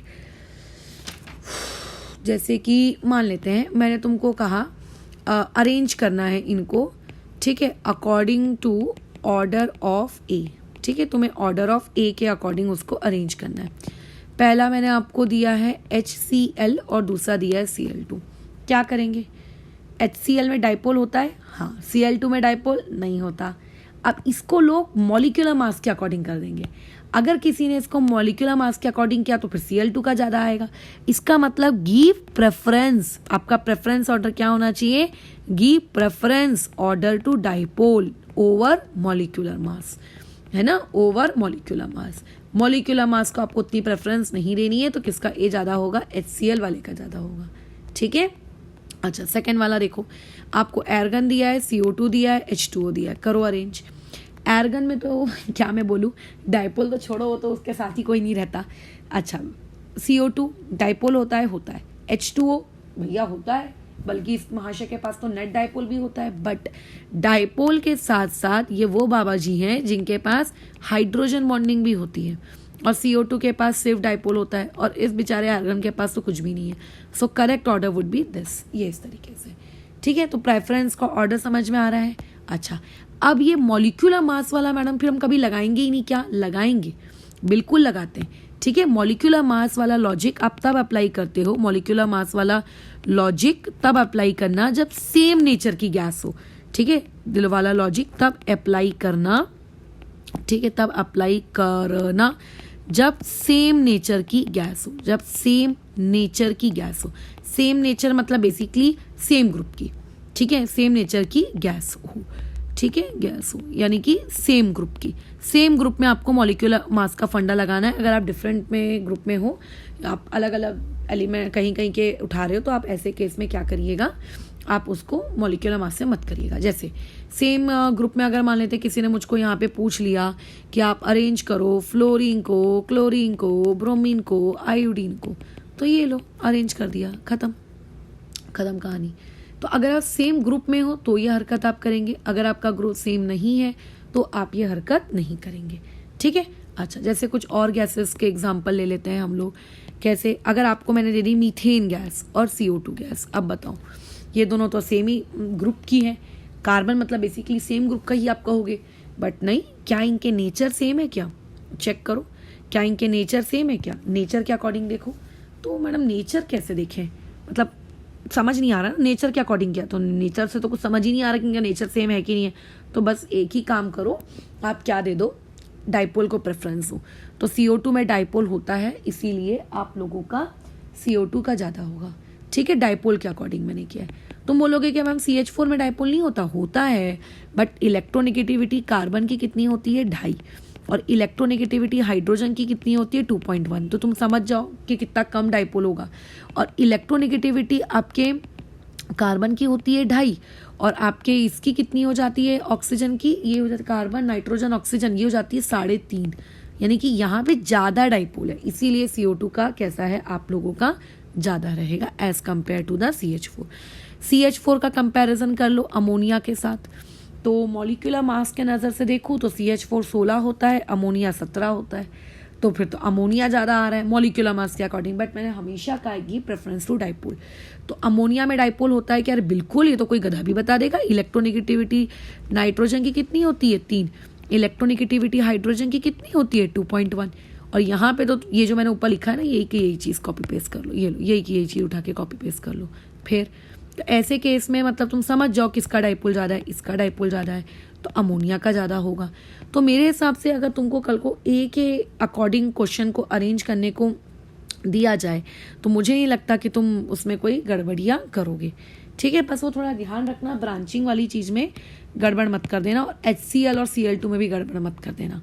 so this was all about the कहानी ऑफ A एंड B, ठीक है। ये मैंने पूरी कहानी तुम लोगों को बता दी बहुत ही अच्छे तरीके से। इसमें मैंने कहीं पे भी तुमको ये नहीं बताया कि आखिर उस A की वैल्यू क्या है और यहाँ पे उस B की वैल्यू क्या है, राइट। उस पर हम लोगों ने कोई बातचीत नहीं की। अब हम उस पर बातचीत कर लेते हैं। तो सबसे पहले हम बातचीत करते हैं वैल्यू ऑफ B को लेकर। वैसे हमारा पॉइंट कौन सा चल रहा था नोट्स में, आई थिंक 5th पॉइंट चल रहा था, हाँ 6 पॉइंट से शुरुआत करते हैं। कहाँ है 6वां पॉइंट, ये लो। सबसे पहले हम कैलकुलेट करते हैं वैल्यू ऑफ A। अब देखो वैल्यू ऑफ A क्या है, मतलब वो, या फिर मैं ये वैल्यू ऑफ A मेरे को नहीं निकालना है, मेरे को ये जानना है कि वो जो X थी है ना, वो वैल्यू ऑफ X जो थी, वो वैल्यू ऑफ X आप लोगों के पास X equal to A times of AN²/V² क्यों आया था। इसका बेसिकली हम लोग प्रूफ देख रहे हैं, अब ये जो प्रूफ है ना, ये पूरा का पूरा इमेजिनरी प्रूफ है, ठीक है, इमेजिनरी प्रूफ है। अब इस इमेजिनरी प्रूफ को समझने के लिए थोड़ी सी अपनी छोटी सी बुद्धि का प्रयोग करते हैं हम। देखो पहले तो एक बात ध्यान रखना, X किस चीज़ को इंडिकेट करता है, X इंडिकेट कर रहा है फोर्स ऑफ अट्रैक्शन को, है ना। अच्छा, अब ये फोर्स ऑफ अट्रैक्शन 2 वजह से हो रहा है, क्लियर बातचीत करते हैं। पहला, कंटेनर और गैस के पार्टिकल्स की वजह से, दूसरा गैस और गैस के पार्टिकल्स की वजह से। अब मैं मान के ये समझ में आ रहा है, ये हमारा पॉइंट नंबर 1, ठीक है। क्या ये बात समझ में आ रही, मतलब बेसिकली मैं ये कह सकती हूँ कि जो मेरा X है वो इस बात पे डिपेंड कर रहा है कि आपका एक कंटेनर और गैस के बीच में इंटरेक्शन करने वाले कितने नंबर ऑफ पार्टिकल्स हैं, है ना, क्योंकि जितने ज़्यादा पार्टिकल्स होंगे अल्टीमेटली उतना ज़्यादा फोर्स क्रिएट होगा। तो X किस बात पे डायरेक्टली डिपेंड कर रहा है, X इस बात पे डायरेक्टली डिपेंड कर रहा है कि कितने नंबर ऑफ पार्टिकल्स हैं आपके पास टाइप A के। इसको मैं कह लेती हूँ कि ये मेरा टाइप A है, इस टाइप के आपके पास कितने पार्टिकल्स है पर यूनिट वॉल्यूम। हाँ, ये वर्ड बहुत इंपॉर्टेंट है, पर यूनिट वॉल्यूम। और at the same time x इस बात पे भी तो डिपेंड कर रहा है कि आपके वो पीछे से खींचने वाले टाइप बी के पार्टिकल्स कितने हैं, दोनों पे तो डिपेंड कर रहा है। मान लेते हैं आगे जाने को हिट करने के लिए कुछ है ही नहीं, तो पीछे वाला बोलेगा क्या खींचना, जा तू कहीं जा ही नहीं सकता। तो वो इस बात पे भी डिपेंड कर रहा है कि नंबर ऑफ पार्टिकल्स आपके पास टाइप बी के कितने हैं पर यूनिट वॉल्यूम। ठीक है, अच्छा, यहाँ पे वॉल्यूम हम किसका ले रहे हैं, कंटेनर का ले रहे हैं। अब ये समझ आया, ये पॉइंट नंबर 1 है हमारा। पॉइंट नंबर 2 पे बातचीत करते हैं। अगर मैं तुमसे कहती हूँ नंबर ऑफ पार्टिकल्स, ठीक है, टोटल नंबर ऑफ पार्टिकल्स कितने हैं इन कंटेनर, तुम बोलो, जितने भी बोलना चाहते हो बोल दो।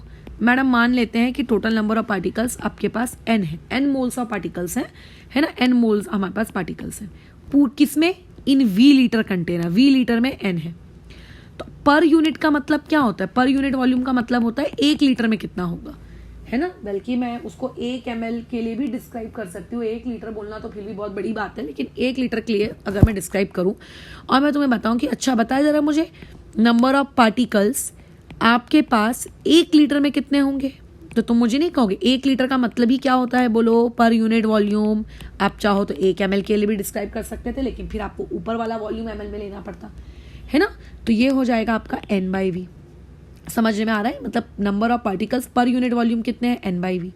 इसका मतलब कंटेनर के हर 1 लीटर में आपको n/v नंबर ऑफ पार्टिकल्स मिलेंगे, चाहे वो टाइप 1 के हो या चाहे वो टाइप 2 के हो। अब इस पर्टिकुलर वैल्यू को जरा जाके यहाँ पे पुट करो, इसको यहाँ यूज़ करो। यानी कि मैं ये लिख सकती हूँ इक्वेशन 2 के अकॉर्डिंग कि जो मेरा x है वो डिपेंड कर रहा है n/v पर। n/v मतलब number of particles per unit volume, type A वाले। तो चाहे पार्टिकल टाइप ए के हो, टाइप ए टाइप बी कोई 2 गैसेज नहीं है अलग अलग। टाइप ए एक इंटरैक्शन है और टाइप बी एक इंटरैक्शन है। पार्टिकल्स तो एक ही है, या तो CO2 के, या तो H2 के, या तो O2 के, और वो तो हमेशा फिक्स रहेगा, वो तो पूरे वॉल्यूम में n/v ही रहेगा ना, वो कैसे वेरी कर सकता है। अगर नहीं समझ में आता है तो डाउट पूछ लिया करो, ठीक है, क्योंकि तुम ये चीज़ पहली बार पढ़ रहे हो, सुनने में मैं जानती हूँ कि कई बार समझ में आती हैं चीज़ें एक बार में। सिमिलरली टाइप बी एक इंटरैक्शन है, टाइप बी कोई विभिन्न प्रकार के पार्टिकल्स नहीं है, तो एक्स वहाँ पे भी किस पे डिपेंड कर रहा होगा, n/v। अगर मैं इन दोनों रिलेशनशिप्स को क्लब करूँ तो x बेसिकली किस पे डिपेंड कर रहा है, n² पे, यानी कि x बेसिकली क्या है, a टाइम्स ऑफ n²/v²। इस तरीके से हम लोगों ने प्रेशर का करेक्शन करते वक्त x की वैल्यू निकाली थी a टाइम्स ऑफ n²/v², ठीक है, इस तरीके से निकाली थी। अब बात आती है कि जिस तरीके से मैडम आपने वैल्यू ऑफ x निकाली, अब मैं b की कोई वैल्यू नहीं निकालने वाली, मतलब b हम लोगों को उसके बारे में बातचीत करनी है। अब देखो ये टॉपिक ना सबसे अभी तक का कंट्रोवर्शियल टॉपिक रहता है, जो एक स्टूडेंट को नहीं समझ में आता है, उसको लगता है कि रट लो, और काफ़ी हद तक मैंने भी रटा था। इसके लिए बेस्ट है एक इमेजिनेशन करना। पंखा है छत पर, उसको देख लो। पंखे की जो वॉल्यूम की मैं बात करूँ तो पंखे का वॉल्यूम किसकी वजह से होना चाहिए, सुनो ध्यान से। हाँ, ये मान लेते एक पंखा है, ये लटक रहा है, ये इसके ब्लेड्स लगे हुए हैं। मैं बोलूँगी वॉल्यूम ऑफ फैन आप कैलकुलेट करो, तो आप क्या बोलोगे, वॉल्यूम ऑफ 1 डंडा, जो डंडा जिससे फैन लटका है, प्लस वॉल्यूम ऑफ गोला plus 3 times the volume of blades. यही होगा फैन का volume, right, actual volume fan का यही होगा। बट रियलिटी में फैन का वॉल्यूम ये ऊपर वाली क्वांटिटी नहीं होती। क्यों नहीं होती मैडम, देखो जब फैन घूमता है तो घूमते वक्त वो अपने आजू बाजू बोलो क्या क्रिएट करता है, एक इमेजिनरी क्या करता है, स्पीयर क्रिएट करता है। उस इमेजिनरी स्पीयर में आपको ऐसा लग रहा है, ठीक है, आपको ऐसा लग रहा है कि देखो मैडम ये स्पेस तो खाली है ना, आपको ऐसा लग रहा है कि मैडम देखो ये शेडेड पोर्शन वाली जो स्पेस है ये खाली है, ये शेडेड पोर्शन वाली स्पेस कैसी है, एम्प्टी स्पेस है। आपको ऐसा लग रहा है कि ये एम्प्टी स्पेस है, ये कैसी है, एम्प्टी स्पेस है ना। तो इसको वॉल्यूम ऑफ फैन में क्यों काउंट करेंगे, तो ना आएगा वॉल्यूम ऑफ फैन में। बट नहीं, रियलिटी में ये पूरी की पूरी स्पेस ये एक्चुअल में वॉल्यूम ऑफ फैन कहलाएगी, एक्चुअल में। क्यों, क्योंकि जब वो फैन घूम रहा है तो मैं मानती हूँ कि वो स्पेस खाली है, बट उस पर्टिकुलर रीजन में क्या कोई दूसरा पार्टिकल आके रह सकता है क्या। तुम अगर कोई ऐसी चीज फैन की तरफ फेंको तो वो उसको काट नहीं डालेगी अगर वो इसके इस रीजन के अंदर एंट्री लेता है तो। इसका मतलब फैन के उस रीजन के अंदर एंट्री लेना अलाउड नहीं है। वो स्पेस खाली है बट फैन उसमें एंट्री अलाउ नहीं कर रहा है, यानी कि कोई उसमें नहीं आ सकता, जिसको आएगा काट के फेंक डालेगा वो। तो यही सेम लॉजिक डिराइव किया जा गया आपके किसके लिए, एटम्स के लिए। सबसे पहले तो एटम्स के लिए लॉजिक डिराइव करने से पहले हमने कंसिडर किया कि दो एटम्स कोलाइड कर रहे हैं। तो तुम बोलोगे इसमें कौन सी बड़ी बातें कर रहे होंगे कोलाइड।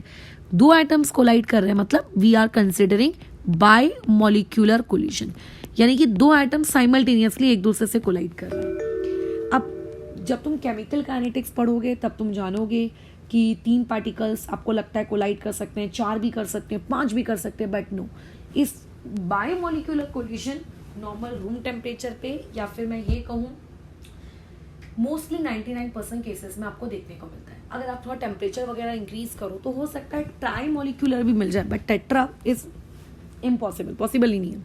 तो हमने एक बायोमोलिकुलर इंटरैक्शन अज्यूम किया। अच्छा, क्या हो रहा है, एक पार्टिकल और दूसरा पार्टिकल आके मस्त ऐसे टकराए। अब दोनों सेम ही काइंड के हैं, तो इसका रेडियस r, इसका रेडियस r, राइट। अगर मैं तुमसे पूछूंगी, मान लो एक सिर्फ यही दो पार्टिकल टकरा रहे होते, मान लो सिर्फ यही 2 पार्टिकल टकरा रहे होते, मैं तुमसे पूछती कि बताओ इन पार्टिकल्स ने कितना वॉल्यूम ऑक्यूपाई किया, तो तुम बोलते स्पीयर है 4/3 πr³ मल्टीप्लाई बाई 2 कर दो आप। सही कह रही हूं मैं? हाँ। बट होता क्या है रियलिटी में, इन पर्टिकुलर पार्टिकल्स के आजू बाजू वही फैन के जैसा एक क्या हो जाता है, एक इमेजिनरी गोला तैयार हो जाता है। ये गोला किसी दूसरे एटम को अपने अंदर, मतलब इस पर्टिकुलर बाउंड्री के अंदर अलाउ नहीं करता। मतलब ये स्पेस एम्प्टी है, ये एम्प्टी स्पेस है, ये एम्प्टी स्पेस है, but not allowed for roaming. ठीक है, हमने क्या क्लास के आज की शुरुआत में बात की थी, नॉट कि गैस का जो प्रेशर होता है, सॉरी गैस का जो वॉल्यूम होता है वो किसको लिया जाता है, जो वॉल्यूम अवेलेबल हो घूमने के लिए, है ना, जो घूमने के लिए अवेलेबल हो। तो ये माना कि ये खाली स्पेस है but not allowed for roaming, right. तुम्हारे घर के आजू बाजू में आंगन होता है बट इट डजंट मीन्स ना कि जो ट्रेसपासर्स होते हैं तुम उनको भी अलाउ कर लोगे अपने घर के अंदर। भैया एम्प्टी स्पेस है, डजंट मीन्स कि पब्लिक गार्डन बना दें उसको। अब जैसे एयरफोर्स वगैरह का अगर आप देखोगे तो उसमें कैसा लिखा है, ट्रेसपासर्स नॉट अलाउड, मतलब बाहर वाले लोग उस पर्टिकुलर कॉलोनी के अंदर नहीं जा सकते। तो वैसे ही एटम भी अपने आजू बाजू कुछ ऐसी पर्टिकुलर वॉल्यूम रखता है जिसमें वो किसी दूसरे एटम को अलाउ ही नहीं करता है आना। और हर एटम के आजू बाजू ऐसे, हर 2 एटम्स के पेयर के आजू बाजू ऐसा एक गोला होता है, जो कि हम बायोमोलिकुलर कोलिशंस कंसिडर कर रहे हैं। ठीक है, हर 2 एटम्स के आजू बाजू एक ऐसा इमेजिनरी गोला होता है जिसमें किसी और को, तीसरे को आना अलाउड नहीं होता। तो चाहकर भी वो एम्प्टी स्पेस को हम वॉल्यूम ऑफ गैस में काउंट नहीं कर सकते। यानी कि अगर कोई तुमसे पूछेगा कि वॉल्यूम ऑक्यूपाइड वाला क्या है, तो वॉल्यूम ऑक्यूपाइड में आप सिर्फ ये नहीं लिखोगे कि 2 times the volume of atom, सिर्फ आप इतना नहीं लिखोगे, आपको वो भी लिखना पड़ेगा, अरे यार वो एम्प्टी स्पेस जो कि नॉट अलाउड फॉर रोमिंग है, वो भी आप लोगों की किस में हो जाएगी, आप लोगों की काउंट होगी किस में, वॉल्यूम ऑक्यूपाइड में, वो भी काउंट होगी। ठीक है, क्योंकि वो अलाउड नहीं है, और जो चीज़ जहाँ पे आपका गैस जा ही नहीं सकता उसको वॉल्यूम ऑफ गैस में काउंट भी नहीं किया जाता। तो पहले तो ये समझो कि वॉल्यूम ऑक्यूपाइड का मतलब सिर्फ ये नहीं होता कि एक एटम का वॉल्यूम मल्टीप्लाई बाय देख लो कितने एटम्स है। ये भी होता है कि उस बायोमोलिकुलर इंटरैक्शन के दौरान जो आजू बाजू की विसिनिटी में जो भी उन्होंने क्रिएट की होगी, उसमें जहाँ जो जगह रोमिंग के लिए अलाउड नहीं है उसको भी वॉल्यूम ऑक्यूपाइड में ही कंसिडर किया जाता है। Is it clear? Okay, clear. तो अब मैं तुमसे पूछूंगी इस बड़े वाले सर्कल का बताओ ये पर्टिकुलर वैल्यू कितनी है, इस बड़े वाले सर्कल की ये पर्टिकुलर वैल्यू कितनी है। मैंने तुमको ये पूछ लिया, तो तुम मुझे कहोगे यहाँ से यहाँ तक का डिस्टेंस 2r, यहाँ से यहाँ तक का डिस्टेंस 2r, बराबर। तो यानी कि टोटल ये बेसिकली आप लोगों का 4r के बराबर है। यानी कि बड़े वाले सर्कल का डायमीटर किसके बराबर है, बड़े वाले का, बिग वाले का, इमेजिनरी वाले का डायमीटर 4r के बराबर है। टोटल ये बिग सर्कल वाला वॉल्यूम आपको क्या करना पड़ेगा, भूल जाना पड़ेगा अपने गैस के वॉल्यूम में से। ठीक है, अच्छा ठीक है, भूल जाएंगे, कोई दिक्कत नहीं है। तो अगर मैं तुमसे अब पूछूं कि कितना वॉल्यूम ऑक्यूपाइड है, तो तुम मुझे क्या बोलोगे कि madam volume of big circle unoccupied है। अब वॉल्यूम ऑफ बिग सर्कल में ये एम्प्टी स्पेस भी आ गई और ये दो छोटे छोटे स्पेसेस भी आ गए, क्योंकि हमारे लिए ये एम्प्टी स्पेस निकालना पॉसिबल नहीं है ना, तो इससे बेटर है कि आप बिग वॉल्यूम बिग स्पीयर को ही ले लो। सादी मेंसुरेशन है 10th क्लास की और कुछ नहीं। तो ये हो जाएगा 4/3 पाई आर क्यूब। अब आर यहाँ कितना है बिग सर्कल का, 2 टाइम्स है, 2 टाइम्स ऑफ आर क्यूब। तो ये वॉल्यूम ऑक्यूपाइड हुआ, ये क्या हुआ, वॉल्यूम ऑक्यूपाइड। लेकिन वॉल्यूम ऑक्यूपाइड बाय इसको लिखते हैं 2 मॉलिक्यूल्स। 2 मॉलिक्यूल्स क्यों लिखते हैं, क्योंकि बायोमॉलिक्यूलर है ना, इसीलिए। तो कितना आता है ये 4/3 into pi into 8 into R cube, ये आता है। अब अगर मैं तुमसे ये पूछूंगी कि ये 2 मॉलिक्यूल्स ने इतनी वॉल्यूम ऑक्यूपाई की, तो मुझे एक बात बताओ, वॉल्यूम ऑक्यूपाइड बाय 1 मॉलिक्यूल अगर आपको निकालना हो तो एक मॉलिक्यूल ने कितनी ऑक्यूपाई की होगी, तो आप बोलोगे आप डिवाइड बाय 8 कर दो, आ जाएगा आपके पास। तो कर लेते हैं, क्या हो जाएगा, 2 1 जा 2 4 जा, पूरा काटो मत, चलो काट लेते हैं। 16 आ गया पाई, अच्छा 16 एक्चुअली मैं लिखना नहीं चाह रही हूँ, मुझे पसंद नहीं है उसको लिखना, इसको मैं लिख देती हूँ 4 multiply by 4/3 pi R cube. अगर मैं तुमसे ये पूछूंगी कि बताओ वॉल्यूम ऑक्यूपाइड बाय आपके, अच्छा ये 1 मॉलिक्यूल है, 1 मोल नहीं है, बाय Na मॉलिक्यूल्स कितना है, अगर आपके पास Na मॉलिक्यूल्स होते तो कितना होता। तो आप मुझे बोलते ठीक है, एक के लिए मैडम अगर आप इतना है तो Na के लिए क्या होगा, कौन सी बड़ी बात है निकालना, कर लो Na से मल्टीप्लाई, समझ कर लो आप Na से मल्टीप्लाई, मतलब Na पार्टिकल्स आप लोगों के इतना वॉल्यूम ऑक्यूपाई करेंगे और इतना वॉल्यूम आपको क्या करना पड़ेगा, माइनस करना पड़ेगा। आपको इतना वॉल्यूम क्या करना पड़ेगा, माइनस करना पड़ेगा, है ना। Na मॉलिक्यूल्स के लिए आपको इतना वॉल्यूम क्या करना पड़ेगा, माइनस करना पड़ेगा। बस इसी क्वांटिटी को हम B कहते हैं, ठीक है। बस इसी क्वांटिटी को हम लोग क्या कहते हैं, B, यानी कि B समझ रहे हो, B इज एक्सक्लूडेड वॉल्यूम, है ना। कितना वॉल्यूम हमने रिमूव किया, एक्सक्लूडेड वॉल्यूम। तो ये एक्सक्लूडेड वॉल्यूम क्या है, 4 multiply by 4/3 pi R cube into Na। ये है आप लोगों का बेसिकली क्या, आप लोगों का क्या नाम है, B, ठीक है, डन। तो तुम चाहो तो इस चीज़ को आप यहीं पे ओवर कर सकते हो। अदरवाइज पेपर में कई बार ये फॉर्मूला पूछा जाता है कि अगर हमारे पास मान लेते हैं सिर्फ एक मॉलिक्यूल होता तो एक्सक्लूडेड वॉल्यूम कितना है बताइए, तो फिर आप बोलोगे कि ये रहा एक्सक्लूडेड वॉल्यूम। अगर 2 मॉलिक्यूल्स है तो यहाँ पे Na की वैल्यू उसके अकॉर्डिंग आप, मतलब उसके अकॉर्डिंग आप वेरी करना। तो मेरे हिसाब से आपको ये पता होना चाहिए कि वॉल्यूम ऑक्यूपाइड बाय 1 मॉलिक्यूल कितना है, ताकि आपको पेपर में अगर डायरेक्टली पूछा जाए कि 3 मॉलिक्यूल के लिए कितना, 4 मॉलिक्यूल के लिए कितना, तो आप उसके अकॉर्डिंग अपना आंसर क्या कर सकें, आप रिपोर्ट कर सकें, ठीक है, जिसके भी अकॉर्डिंग वो आपसे पूछ रहा है। तो इज इट क्लियर, ओके। अब मैं एक आखिरी चीज बोल के इस क्लास को अब यहाँ पे हम रोकते हैं। इस पर्टिकुलर एक्सप्रेशन को आप गौर से देखिए। इस पर्टिकुलर एक्सप्रेशन को जब आप गौर से देखेंगे तो आपको ऐसा नहीं लगता कि वॉल्यूम ऑक्यूपाइड बाय 1 मॉलिक्यूल, मतलब उस एक मॉलिक्यूल ने कितना वॉल्यूम ऑक्यूपाई किया होगा अपने आजू बाजू, क्योंकि कंटेनर में तो बहुत सारे मॉलिक्यूल्स होते हैं ना, लेकिन उस जोड़ी में, उस 2 की जोड़ी में एक ने कितना ऑक्यूपाई किया, हमने कैसा निकाला, दोनों की जोड़ी का मिला के निकाला कि दोनों की जोड़ी ने मिला के इतना ऑक्यूपाई किया। अगर मैं पूछूंगी कि एक की जोड़ी ने कितना निकाला, तो तुम मुझे क्या बोलोगे, मैडम इतना निकाला, 4 × 4/3 पाई आर क्यूब। ये क्या आप पूछ रहे हो, अच्छा अब तुम्हें ये लगता है ये कहीं सुना सुना लग रहा है ये एक्सप्रेशन, अरे हाँ ये तो स्पीयर का वॉल्यूम का फॉर्मूला है, तो यानी कि वॉल्यूम ऑफ स्पीयर लिख सकती हूँ। अच्छा, स्पीयर कौन है इस केस में, आपकी गैस है ना भैया स्पीयर, यानी कि एक गैस के मॉलिक्यूल, मतलब गैस का जो एक्चुअल वॉल्यूम होता है, गैस का जो एक्चुअल वॉल्यूम होता है वो अपने उस एक्चुअल वॉल्यूम से 4 गुना ज़्यादा की वॉल्यूम को क्या करवा लेती है, एक्सक्लूड करवा लेती है, ठीक है। Volume excluded by 1 molecule.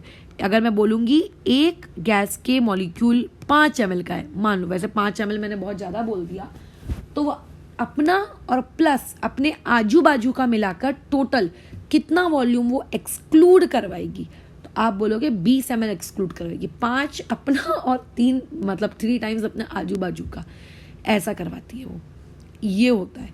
तो यहाँ पर हम लोगों का फाइनली वेंडरवॉल वाला जो पार्ट है ये क्या हो गया, ख़त्म हो गया।